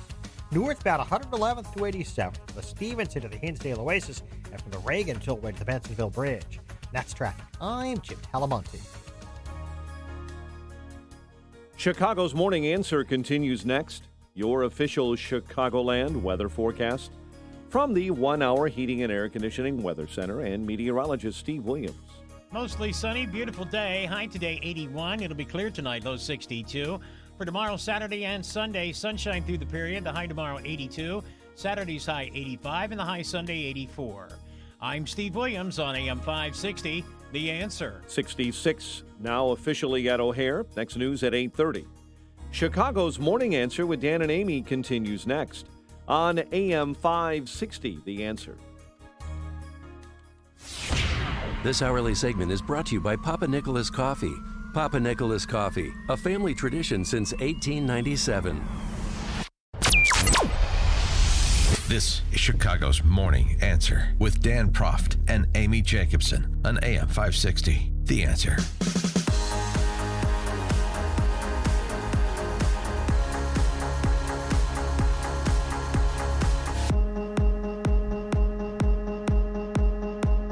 Top of the morning, Dan and Amy. Again, Milton Friedman would have been 107 yesterday. What did you do to celebrate? Play golf. Just as he would have wanted me to. Exactly. And Bernie Sanders will turn around 107 next month. Yes. His birthday, something like that. So, boy, it couldn't be a more salient time to have a discussion of free market economics versus government-directed economies. Friedman versus Keynes, maybe even closer would be Hayek versus Keynes, because what you're hearing from many of those Democrat socialist candidates for president that you saw over the last two nights in the second debates really is at its foundation, a Keynesian view of the economy. So for more on this topic, since I've covered the Friedman and Hayek piece of it, and I do routinely, pleased to be joined by Robert Skidelsky, Lord Skidelsky. He's a member of the British House of Lords. He's a professor emeritus of political economy at Warwick University and the author of a new 3-volume biography on John Maynard Keynes, Money and Government, the Past and Future of Economics. Money and Government, the Past and Future of Economics is 3-volume biography on John Maynard Keynes. 84 years, 83 Don't years. look at me. 83 years after the general theory came out. Lord Skidelsky, thanks so much for joining us. Appreciate it. That's nice to be here. Incidentally, Keynes would have been 136 today. Okay, all right. I'll see my 107 and up me with a 136. Very good. All right. That is interesting. That is interesting. I didn't know Keynes and Friedman's birthdays were a day apart. That's sort of interesting too. Yeah. All right. They were contemporary. They're contemporaries, right? As was Keynes and Hayek. It's Birthdays, interesting. anyway. Yeah. John Maynard Keynes. What would John Maynard Keynes have said about the causes of the Great Recession and the policies that were chosen to dig ourselves out of the Great Recession a decade ago? Well, I think he would have thought that recessions are quite normal events in an under-regulated market system. So he wouldn't have been surprised that there would be these collapses because, after all, governments had abandoned the attempt to sort of fix the level of the economy, and it was really left to the market. And I think one of Keynes's big arguments was that the market system couldn't ensure continuous full employment, and therefore these things were likely to happen. And as for the second question, he would have been very critical of the austerity policies, particularly fiscal austerity, and wanting to balance the budget when the economy was falling. He would have said, the budget has to, the function of the budget is to control the level of demand in the economy and not just to control one particular component of spending. So I think he would have not been surprised by the first, and he would have been very critical of the second. Well, just with respect to that, to go to premises here, the idea of the unregulated, or I think maybe you said underregulated economy. The Federal Register is 100,000 pages of business regulations. We hardly and in America we hardly live in this unregulated economy. We've got a $4 trillion annual budget for the federal government. We've got $20 billion in debt and $100 trillion in unfunded liabilities. So we hardly are without government in this country, and we weren't certainly in advance of the Great Recession, number one. And then number two, you had the too big to fail bailouts. You had the $1 trillion stimulus packages. I mean, wouldn't that have been exactly what Keynes suggested we do after the housing bubble burst? Well, I think you're quite right. I mean, the economy is very heavily regulated. I mean, regulation, there had been some easing of regulation in the financial sector in the years before, but that's a sort of, in a way, that's the regulation of business. But it's what Keynes was talking about was some responsibility for the level of activity in the economy as a whole. Mm-hmm. I mean, the government really abandoned. They said, let the activity find its own level, and that level will be satisfactory. I mean, that was the orthodox view, and Keynes said, no, it won't. It won't normally be satisfactory. So I think regulation perhaps is maybe not quite the right word. Is management maybe more appropriate as to what he was proposing? And you're quite right. There was a huge initial stimulus, and of course the bailouts they rescued a bankrupt banking system, but then very, very quickly, long before the recovery had got established, austerity started to dominate. And this was particularly true in Europe and Britain. I think America comes out quite well. I think the stimulus was sustained because of the particular way it was done, and I think it was helpful. And I think it largely explains why America recovered quicker from the Great Recession than either Britain or Europe. So you think President Obama did the right thing with all the bailouts, especially the auto industry as well? And W as well. They both did.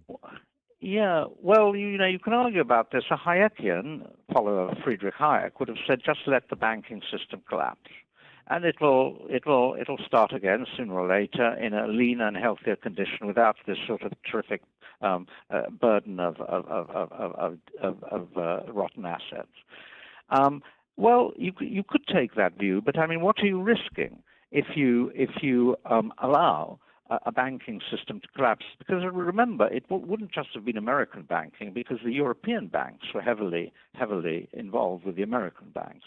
So you'd have had basically a collapse of the world banking system. Now, I'm not saying it would have been permanent, but if you think of the knock-on effects of that on normal business, they're horrendous to contemplate. And so whatever Hayek said, I don't think any government would have allowed that.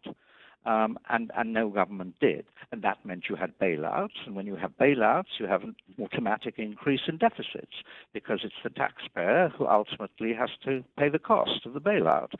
And so I think all that was, almost inevitable. It was instinctive. It's what governments do in those situations. But then very soon after that, they got very frightened by the growth of their deficits and the growth of the national debt, and started cutting their spending.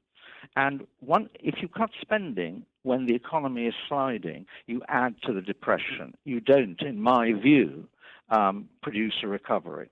So in your view, when Joe Biden famously said, as we were trying to climb out from the depths of the Great Recession, we need to keep spending to prevent from going bankrupt, you did not hear that as an oxymoronic statement? Well, when he said we've got to keep spending in order to prevent bankruptcy, yes, I think that was right. I think a government has to keep spending when the private sector has increased its saving because of its fear of investment or activity, and then the government has to step in. It's got to be the balancer under those conditions. And I think even the most orthodox Chicago economist would agree with that. I think Robert Lucas of Chicago University said, "Well, we're all Keynesians in the foxhole." Yes, but right. You see, they thought they were out of the foxhole too quickly, and then they put the brakes on. And I think that's why we've had a very weak recovery. We've had a very unbalanced recovery. I mean, look what's happening to American interest rates. I mean, there's never been a period in world history when banks have been, giving away money in the hope that people will spend it and will invest it. So the confidence is very, very low, even now.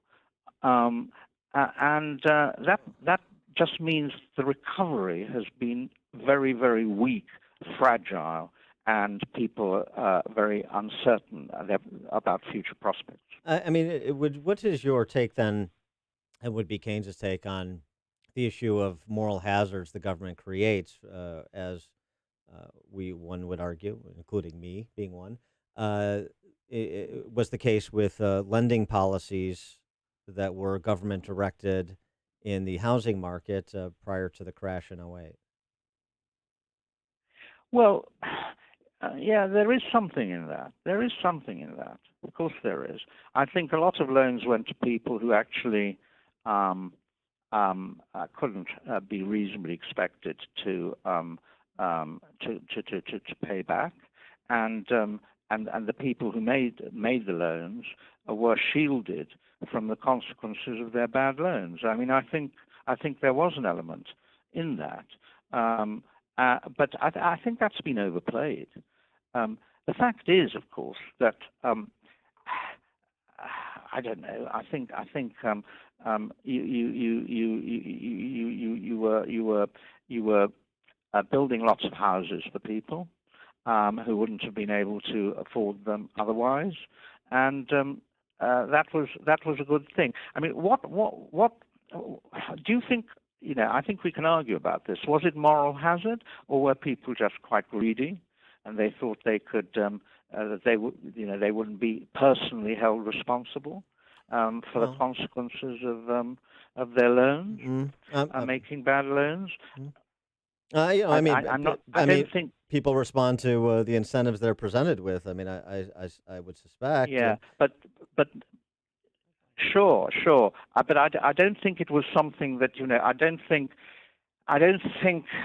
Yeah, you may be right. I mean, I don't want to be dogmatic. Moral hazard is a problem, and it's a problem with all systems of deposit insurance. You do get an element of moral hazard, but you get an element of moral hazard when you force people to wear safety belts in cars. They may drive more recklessly, but on balance, I think most people would agree that it means there are fewer accidents. What about unbalanced the return on investment of government spending? I mean, is the history that government spending is done, absent much consideration for market forces because there doesn't need to be. Is there the history that government spending is usually judicious and provides a high rate of return for the constituent? Well, I think government spending, it depends what government spending. It depends what government spending is directed to, and it depends on how it's financed. Governments in America and elsewhere have spent hugely on what they think of as national on public goods. I mean, one of the main objects of spending in the United States has been defense, and governments have run huge deficits in the United States from Eisenhower onwards. In order to finance defense expenditure. There's also been government spending on creating the American interstate road system. I mean, so government spending hasn't all just been waste. I think orthodox economists tend to say, well, look, it would have been much better had the private sector spent this money and not the government, because the government can't actually choose wisely. But I don't think the history bears that out. And the other point is, I don't think governments just spend for the sake of spending or in order to win votes. I mean, they actually have programs which cost money, and then the electorate decide whether they want governments to spend the money on those things. So, I mean, we live in democracies, and government spending is subject to voter control. One of the arguments that Keynes makes, if I'm remembering my college economics classes correctly, is essentially this problem of hoarding. And as the rich get richer, there's a hoarding that takes place. There's a reduction in the animal spirits, if you will. And that's a problem, and this is another area where government needs to step in.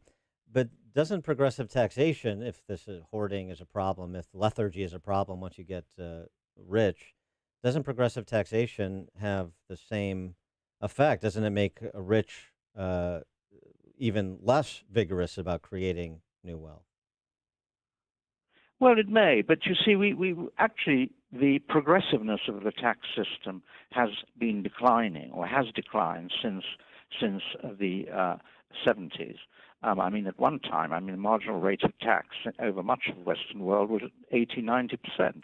And that was actually a period when economies were pretty prosperous. So the rate of tax has fallen, but hoarding has not. And I think hoarding, when people hoard money, they're afraid of the future. They're afraid to risk it on investment, and even ultra low rate of interest rates can't get it out of its hoards. I mean, cash is accumulating in the money markets and bond markets now, and not going into what we'd call productive investment. And that's just a lack of confidence. Now, you can't say that's due to very, very high rates of tax, because the tax rates have come down. And it wasn't true when they were even higher than they are now. So I think you've just got to your rights when you mention animal spirits. The animal spirits of investors is very low. Why is it low? That's the question. He is Robert Skidelsky. Lord Skidelsky is a member of the British House of Lords, Professor Emeritus of Political Economy at Warwick University, and his new 3-volume biography on John Maynard Keynes, Money and Government, The Past and Future of Economics. Money and Government, the two stars in this 3-volume biography. Robert Skidelsky, thank you so much for joining us, and good luck with the book. Appreciate it. It was a pleasure. And the Lord joined us on our turnkey.pro answer line.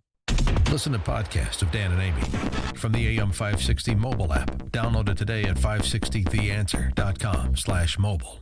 Mark the date. Set a reminder. The Illinois Numismatic Association presents the 60th Coin and Currency Show, Thursday through Saturday, September 12th through the 14th, at the Mega Center at the Pheasant Run Resort in St. Charles. So much fun, so much history. This is the best show in the country, with displays valued at millions of dollars. Don't miss the show for serious collectors and investors. Plus, it's a great family event. Or if you're interested in all this history, on Friday evening at 6, it's the Matthew Bullock Auction Gallery, the official auction house of the Illinois Numismatic Association. Auction viewing is Thursday and Friday during show hours. If you've never been to a coin show, this is the one to attend. One of the largest and best in the country. Get more information at ilnaclub.org. That's ilnaclub.org. Admission and parking are both free with your photo ID. Mark the date. Thursday through Saturday, September 12th through the 14th, at the Mega Center at the Pheasant Run Resort in St. Charles. The 60th Coin and Currency Show, presented by the Illinois Numismatic Association. Don't miss it.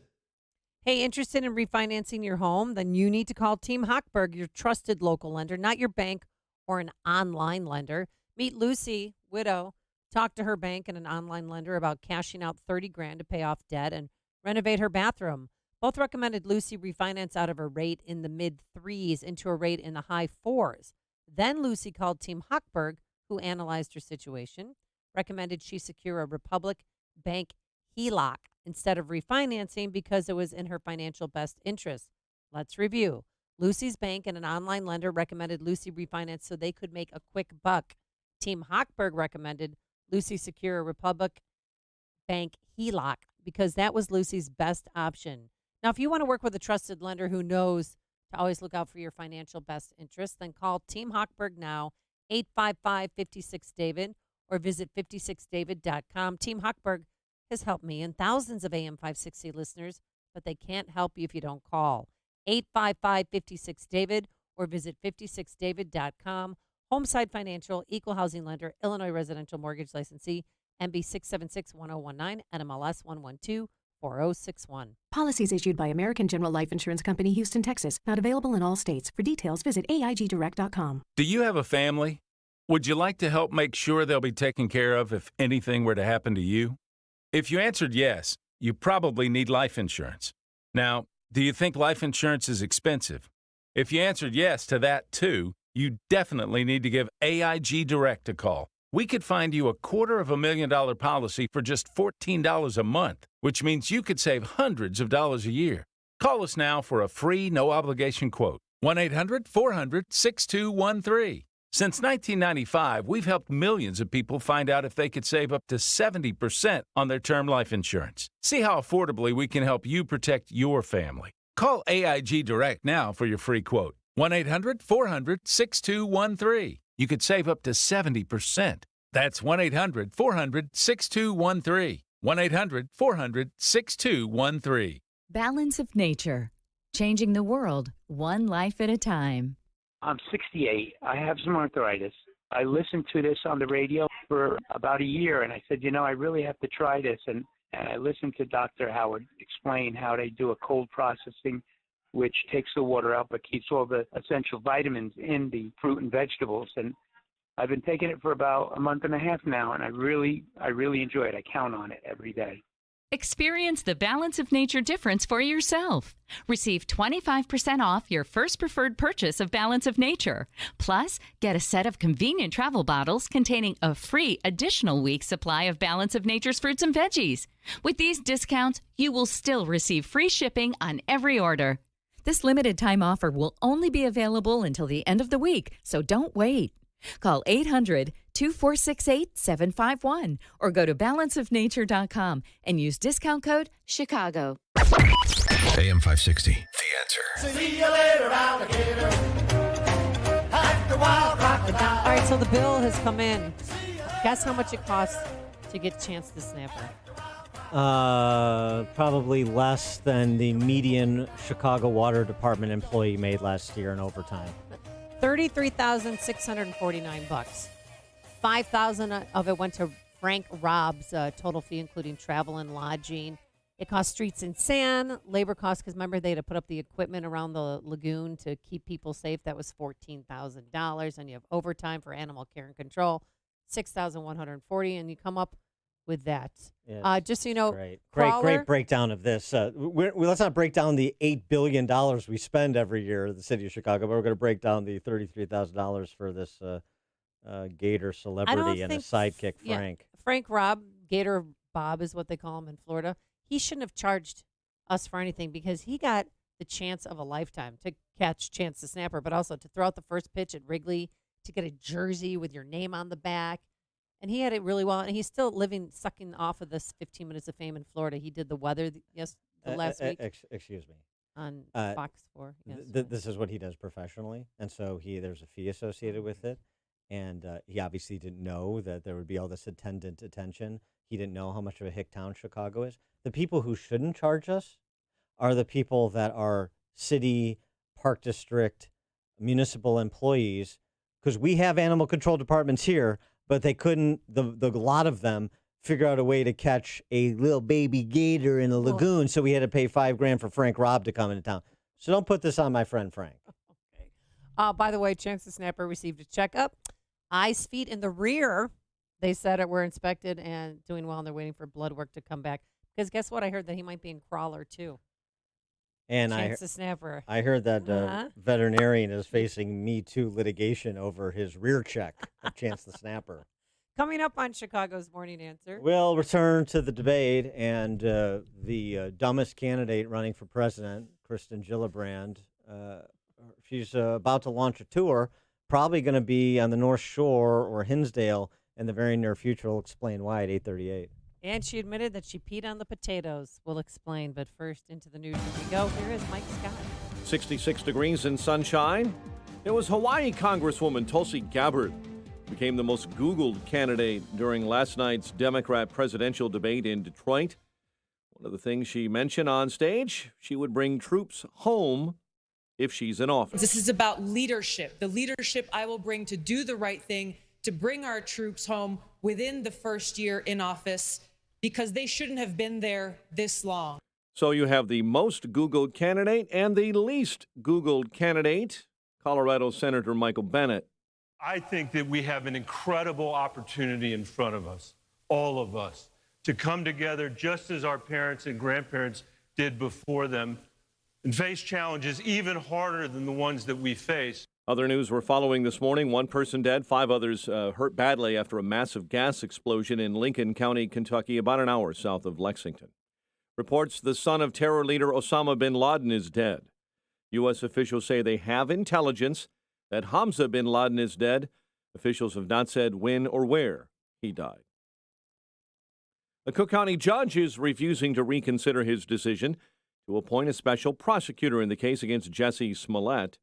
Meantime, a federal judge has barred attorneys from divulging new evidence in R. Kelly's child pornography case. Meantime, Kelly goes before a federal judge in Brooklyn later today. Governor J.B. Pritzker says he'll look into reports of students gaming the state's guardianship laws to get more student aid. A report this week saying some parents are giving up custody of their college-bound children in order to get them more financial aid. Cubs shut out the Cardinals 2-0 at Busch. White Sox fall to the Mets 4-2. Cubs did make a bit of a splash at the trade deadline, acquiring Nick Castellanos from Detroit and sending Martin Maldonado to the Astros for utility man Tony Kemp. The news service of the T.J. Martell Foundation. Join the T.J. Martell Foundation to help facilitate cutting-edge research that will lead to more effective treatment and save more lives. Visit tjmartell.org to learn more about music's promise for a cure. 8:34 and a check of traffic and weather on the way next on AM 560. Mike Gallagher can see the president working the media. I don't think he's going to stand there like John McCain once tried to do and say, no, my friends, she's a nice lady, Ilhan Omar. We just have disagreements philosophically. It's pure comedy to watch the same usual suspects hyperventilate over a moment like that with the intensity and the overreaction that President Trump is counting on. The Mike Gallagher Show. Weekdays at 9, right before Dennis Prager at 11 on AM 560. The Answer. Hi, this is Amy Jacobson, and I've got a quick, cost-effective way to protect and grow the value of your home this summer. Call the professionals at CertaPro Painters for interior and exterior painting. They painted the first floor of my home last year, and every time someone walks in, they always say, gosh, your house looks so much bigger. That's because one of their color specialists helped me pick out the perfect color. So boost your curb appeal this summer with a fresh coat of paint while protecting it from the heat, storms, and insects. Be proud to show off your house to your friends and neighbors. Their summer calendar has a few spots available, so secure yours now. Don't put it off. Time to hire CertaPro Painters, your residential and commercial painting experts. You can schedule a free estimate online at CertaPro.com, that's Certa with the C, or call 1-800-GO-CERTA. Each CertaPro Painters business is independently owned and operated. Get a free estimate at CertaPro.com or call 1-800-GO-CERTA. CertaPro Painters, we do painting, you do life. There's an urgent need for first responders right now and right here in the Chicagoland area. Start a new, meaningful career, providing a valuable life-saving service, and make a difference by helping others. Get your EMT training and certification from Elite Ambulance at emtnow.org. Experience a new and rewarding career as a professional emergency medical technician with training and certification at emtnow.org. Sign up today for first responder EMT courses with Elite Ambulance courses. They make it easy with day and evening classes starting soon. Offered at multiple locations: Elgin, Hickory Hills, Naperville, Orland Park, and Schiller Park. Take the first step and become a qualified EMT, emergency medical technician. The second step, a more advanced paramedic. And third step, firefighter. Log on to emtnow.org for complete details and EMT training courses starting soon. Sign up now before classes fill up. Start your new career making a difference as a first responder. Go to emtnow.org. That's emtnow.org. 8:37 in the AM 560 traffic center. Here is Jim Telemonte. Inbound Kennedy traffic is clogged up right now between Irving Park and Randolph. It's 46 minutes O'Hare to downtown, 36 from Montrose, 37 in the express lanes. Outbound 41 minutes to the airport. Eden's 19 minutes, Lake Cook to the junction, outbound 33. Eisenhower, an hour, 390 to downtown, 35 minutes from Manheim, outbound 51 minutes to 390. Stevenson, an hour and 2 minutes, 355 to Lakeshore Drive, outbound 42 minutes. Ryan, 34 minutes, 95th to downtown. Southbound Tri-State delays are 137 to Deerfield Road, and from the Adams Tollway to the Irving Park Toll, northbound 111th to 87. Southwest Highway to 31st, to the Reagan Tollway to the Bensonville Bridge, Adams Tollway type Beverly to Barrington. Traffic, I'm Jim Telemonte on AM 560 The Answer. Chicago's Morning Answer continues next. Your official Chicagoland weather forecast from the 1 Hour Heating and Air Conditioning Weather Center. It will be beautiful today. Sunny skies and a high of 81. 66 right now at O'Hare, 72 Lakefront. Your next news update is at 9, and Chicago's Morning Answer with Dan and Amy continues next on AM 560, The Answer. Experience the many restaurants of Seven Bridges on the evening of August 8th at the Golf Club in Woodridge, Illinois. Aside from great tastings and treats, Sample Seven Bridges will have prize drawings and DJ entertainment throughout the evening. Visit chambers630.com to register. If you're looking for the latest news, insight into what it means, and the sharpest opinion, there's only one station in Chicago where you can turn, and it's this one. We're AM 560, The Answer.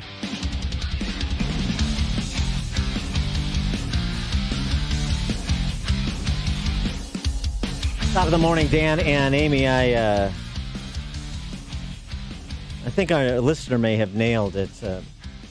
Michael Bennet, the senator from Colorado. He was there last night? He reminded me of O.P. Taylor from the Andy Griffith Show. That's Yeah. conjured up in my mind. Now, somebody else tweeted in at us, though.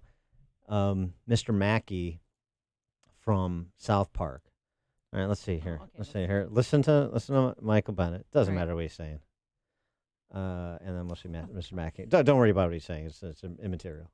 First of all, the president's racist rhetoric should be enough grounds for everybody in this country to vote him out of office. All right, that's not right. And then Mr. Mackey. Now, as I was saying, drugs are bad. You shouldn't do drugs. That's pretty close. If you do them, you're bad because drugs are bad. Okay. Okay. If we can't admit tonight what's in the plan, which is banning employer-based insurance, we're not going to be able to admit that when Donald Trump is accusing Democrats of doing that as well. Okay. Yeah. I think if you add the you can get away with it. All right, well, so Bennett may have something to fall back on. That's good. Also, just a bit of a scheduling note because given the woke suburban communities in Illinois and Chicagoland, I assume Kristen Gillibrand will be making stops here. So, you may want to fire an email into her campaign or whatnot. Kristen Gillibrand, who, to me, inauthentically and inartfully, because she's, an idiot, embodies the Democrat Socialist Party, sponsor of the GND, Deindustrializing America, for eliminating private health insurance.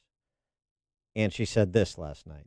I don't believe that it's the responsibility of Corey and Kamala to be the only voice that takes on these issues of institutional racism, systemic racism in our country. I think as a white woman of privilege who is a U.S. Senator running for President of the United States, it is also my responsibility to lift up those voices that aren't being listened to. And I can talk to those white women in the suburbs that voted for Trump and explain to them what white privilege actually is. That when their son is walking down a street with a bag of M&Ms in his pocket, wearing a hoodie, his whiteness is what protects him from not being shot. In Glencoe. When their child has a car that breaks down and he knocks on someone's door for help, and the door opens and the help is given, it's his whiteness that protects him from being shot. In Highland Park. That is what white privilege in America is today.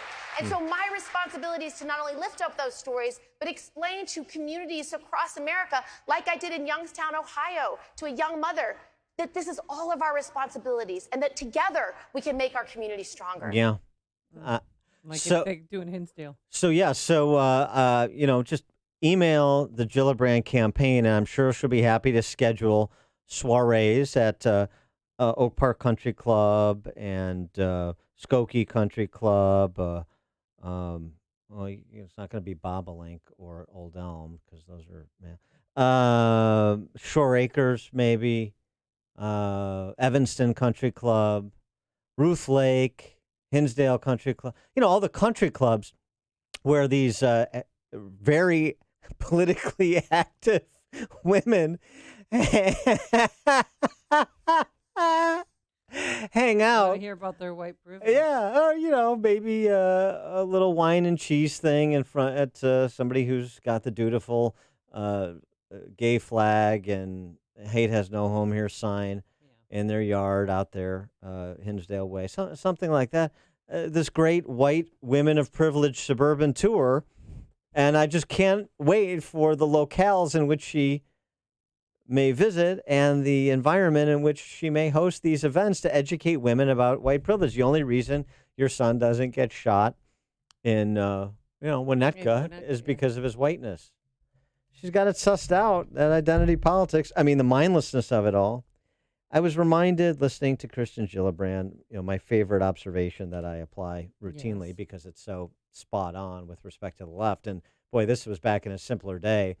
William F. Buckley's reaction after enduring Bill Clinton's first inaugural address, in which he said he had to drop I'll do it in a bit.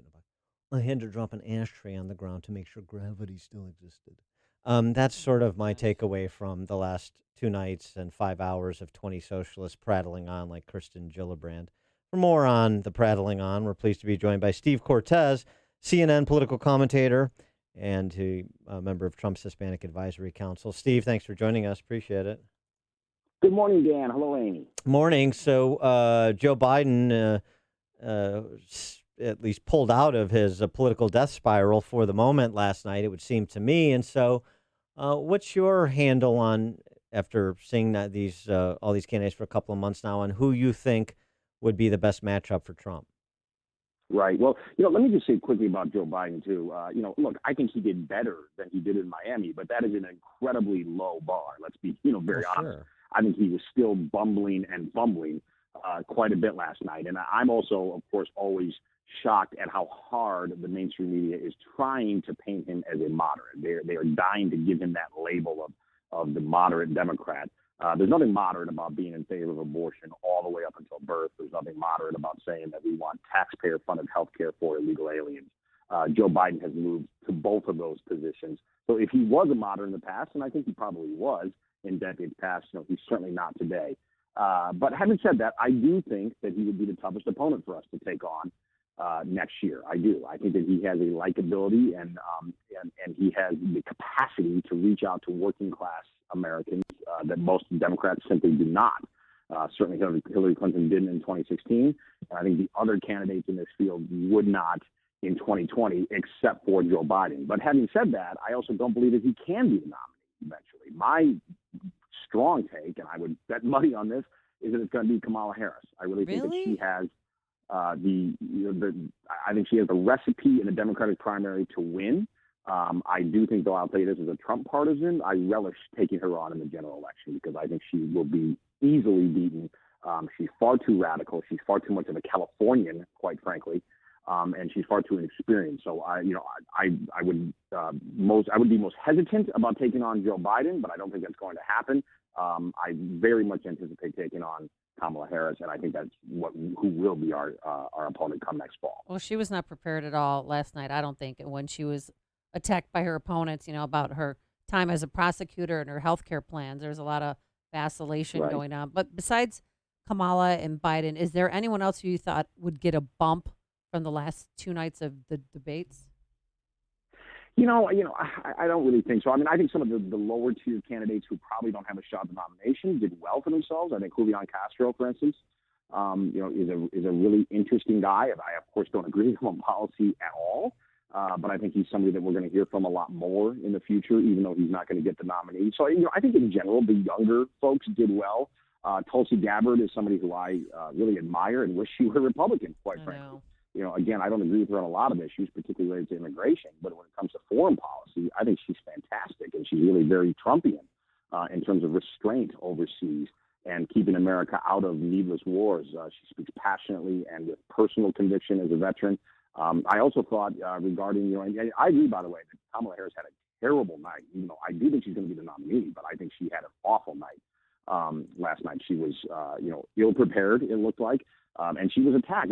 That's the downside of doing well, right? And she did really well in Miami, is that all of a sudden everyone's gunning for you, that you're now, a front runner or close to a front runner. And that certainly happened to Kamala. And to me, the most poignant moment of the night was when Tulsi very properly went after Harris about her marijuana convictions, that she put over 1,500 people in prison for as Attorney General of California for marijuana convictions.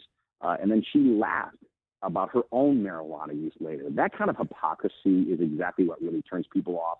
to politicians in general, right? And I think it's part of why Trump got elected in 2016, our first non-politician, a citizen president, I call him, because he wasn't in the military, he wasn't in politics before he went into office. But, that kind of hypocrisy of her laughing at her own use, yet literally putting people behind bars for the use of marijuana, I think that was a powerful moment. Yeah, I mean, and also similar on that score, a powerful moment when Cory Booker added a new phrase into our Newspeak lexicon that I had not heard before, marijuana justice, which incidentally was the name of my high school cover band of Afro Man's work. But anyway, marijuana justice. This was after Wednesday night where Elizabeth Warren was prattling on about, equestrian racism and aquatic racism, all the different forms of racism.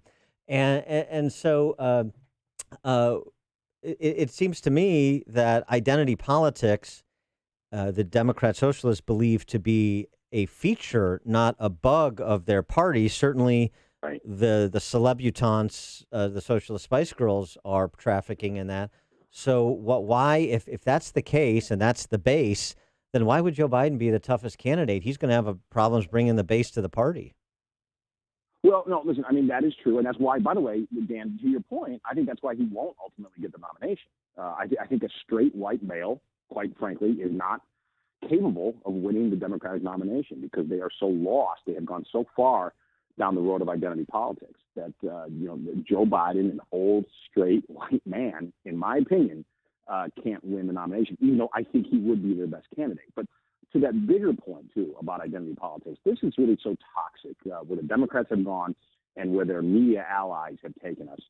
I think in the week following the president's tweets about the, as you call them, the Socialist Spice Girls, in the week following, according to Gradient, which tracks mainstream media, there were 4,400 mentions, I believe, between MSNBC and CNN of racism. So, it is crystal clear that this is the message. This is the narrative that they want to carry into 2020, that Donald Trump is a racist. They've been saying that for quite a while, but they've enlarged it now and extended it to, and Trump voters are racist. And I'm not just making this up, by the way. Joe Lockhart, who's a CNN contributor, colleague of mine, former press secretary, he put out a tweet that said exactly that. He said, stop hiding your racism. If you vote for Trump, you are a racist. Donnie Deutsch, host on MSNBC, went even further than that. He said, you are a Nazi if you support Donald Trump. So the politics, and I wrote an article on Real Clear Politics about this, the politics of vilification is really where the Democrats are going. And part of the irony here is, part of the paradox, is that they are being incredibly bigoted. Because if you write off an entire segment of our society, a huge segment of our society, because you have policy differences with them, and you consign them and castigate them as racist, what you're effectively doing is dehumanizing them, really. And that is a very bigoted way of thinking. And for instance, when I was on CNN last week, I was on with Wajahat Ali, who was a New York Times writer and CNN contributor. He effectively called me an Uncle Tom. He didn't actually use that phrase, but he said to me, Steve, he said, I want you to know that they, meaning Trump white supporters, they will never love you. You will never be the Latin face of Trump. They'll never love you. As if I'm somehow, like I'm some circus animal who's trying to please my white betters. No, right? we love you, Steve. No, it's the love is authentic. I mean, it's a demeaning and racist thing to say. Well, this is what yet he suffered no consequences from CNN, but they get away with saying this. Why? Because it's consistent with their smear that Trump is a racist and that our movement is about racism. When, of course, it has nothing to do with race. America is not a race. America First has nothing to do with whiteness. It's about American citizens who are black and brown and purple, for all I care, but they're American citizens, and it's about their prosperity and their security. It has nothing to do with race. I'm going to continue to push back hard against the mainstream media on that thing. Yeah, well, you need to because I guess some of those Gillibrand Coffee Clutch attendees, prospective attendees, I don't think they're getting the message, and the male impersonators that they're married to aren't helping much. So we're going to have to rely on you, Steve. Steve Cortes, CNN political commentator, Trump Hispanic Advisory Council president. Steve, thanks for joining us. Appreciate it. You bet. Have a great day. You too. Bye, Steve. And he joined us on our turnkey.pro answer line. The more you listen, the more you'll know. This is Chicago's Morning Answer. Morning Answer on AM 560. The Answer. Country music fans and patriots, Saturday, August 10th at Schaumburg Boomer Stadium. It's Toby Keith. Brought to you courtesy of the red, white, and blue. Toby Keith, Clay Walker, Colt Ford, Craig Campbell, and local favorite Sixth String Crossing are bringing you the Freedom and Dignity Festival, benefiting the job training program Cafe Liberty, getting unemployed veterans back to work.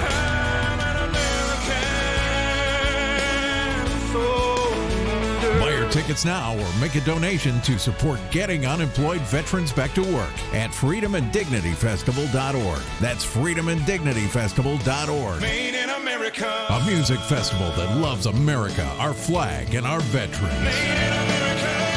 Everybody stand in one place, do this right here. August 10th, Toby Keith, the Freedom and Dignity Festival. Because I like that groove right there because I know what's coming up. Let's make music festivals great again. You can't stop it. Your kids won't be thinking about school very much this summer, as summer is nearing an end. It's the perfect time for you to think about where you'll be sending your kids back to school in just a few weeks. More and more parents are thinking about private school. Maybe that's you. Well, private school has never been more affordable thanks to halfpriceschools.com, where you can find tuition vouchers for private schools across Chicagoland at half the normal price. No catch. It's very simple. Find a school near you, purchase the voucher, prepare to send your child off to school this fall. Halfpriceschools.com has schools located across Chicagoland, including Christian Liberty Academy in Arlington Heights, Covenant Christian in Aurora, Trinity Lutheran in Lombard, Faith Evangelical Lutheran in Antioch, Calvin Christian in South Holland, Kingswood Academy in Darien, Westminster Christian in Elgin. But do not delay. Summer won't last forever, and school will be starting again in just a few weeks. Visit halfpriceschools.com today. Again, many of these vouchers have already sold out, so do not wait one moment longer. Visit halfpriceschools.com today. That's halfpriceschools.com. Do you want to learn how to make money with income properties without becoming a landlord right here in Chicago? If so, we have an amazing opportunity for you. We're looking for a small group of motivated individuals to join our real estate investing team. You'll learn our simple 5-step system for finding multifamily properties right here in the local area. We here at RE Mentor are the leading providers of apartment investing training in the country, and our team is looking for a handful of people in the Chicago area who want to learn how to make money with multifamily properties in your spare time using other people's money. Chicago is the perfect market for our system, and we'll be holding a free 2-hour educational workshop where you'll learn how to make money and build long-term wealth with multifamily income properties. To get 2 free tickets to the RE Mentor Workshop, call 800-470-2064. Seating is extremely limited. Call right now because this free ticket offer expires this Friday. That's 800-470-2064. That's 800-470-2064. Balance of Nature. Changing the world, one life at a time. I'm 68. I have some arthritis. I listened to this on the radio for about a year, and I said, I really have to try this. And I listened to Dr. Howard explain how they do a cold processing, which takes the water out but keeps all the essential vitamins in the fruit and vegetables. And I've been taking it for about a month and a half now, and I really enjoy it. I count on it every day. Experience the Balance of Nature difference for yourself. Receive 25% off your first preferred purchase of Balance of Nature. Plus, get a set of convenient travel bottles containing a free additional week's supply of Balance of Nature's fruits and veggies. With these discounts, you will still receive free shipping on every order. This limited time offer will only be available until the end of the week, so don't wait. Call 800-2468-751 or go to balanceofnature.com and use discount code CHICAGO. At ACE, we believe there's nothing better than helping kids. That's why we've been proud to support Children's Miracle Network hospitals for over 25 years. This Friday through Sunday, get our 5-gallon bucket and 20% off almost anything that fits inside when you donate $5 to support Children's Miracle Network hospitals. And like ACE, CMN hospitals are local, so the money you donate helps kids near you. Ace is the place with the helpful hardware, folks. Offer valid at participating stores on regular price merchandise only. Additional conditions and exclusions apply. See store for details. At Walgreens, we know that your day doesn't stop for diabetes. So when you've got places to go and people to see, count on Walgreens every day to get expert diabetes advice 24/7. Find all major brands of testing supplies like Walgreens True Metrics in-store and online. And download tools to help you stay on track, like our 5-star mobile app with Pill Reminder. At Walgreens, we are your diabetes go-to. Stop by and talk to your pharmacist today. Walgreens, trusted since 1901. All right, if your roof's needy, you can Call Crumweedy. Hey, Sean Hannity here. If your roof is leaky, if the shingles are curling, or if your roof isn't right after storms, then you need to call Crumweedy with roofing companies. And the difference is, of course, installation. Now, Crumweedy, they know that, and that's why they follow the manufacturer's specifications, so your warranty is totally intact. And many companies don't do that, and that could void your warranty. If you hate high-pressure sales tactics, not from Crumweedy. They give you good, better, best options. You make the choice, no pressure. Crumweedy is a roof that lasts at a fair price. Now, Mark Olson and Greg Olson of Crumweedy, they lead this third-generation family business that's been doing Chicagoland roofs since 1953. Now, they fix roof problems, so if your roof is needy, Call Crumweedy. That's 630-595-8020. That's 630-595-8020. They're online, of course, at myroofisneedy.com. AM 560, The Answer. All right, thanks so much for making us part of your morning. Thanks to Justin Kosick, our technical producer, and Quinn McCarthy, who is Vice President Joe Biden's website director. If you agree with me, go to Joe 30330 and help me in this fight. You're fired. It is 9 a.m. now and time for Fox News. What will President Trump say about his rivals?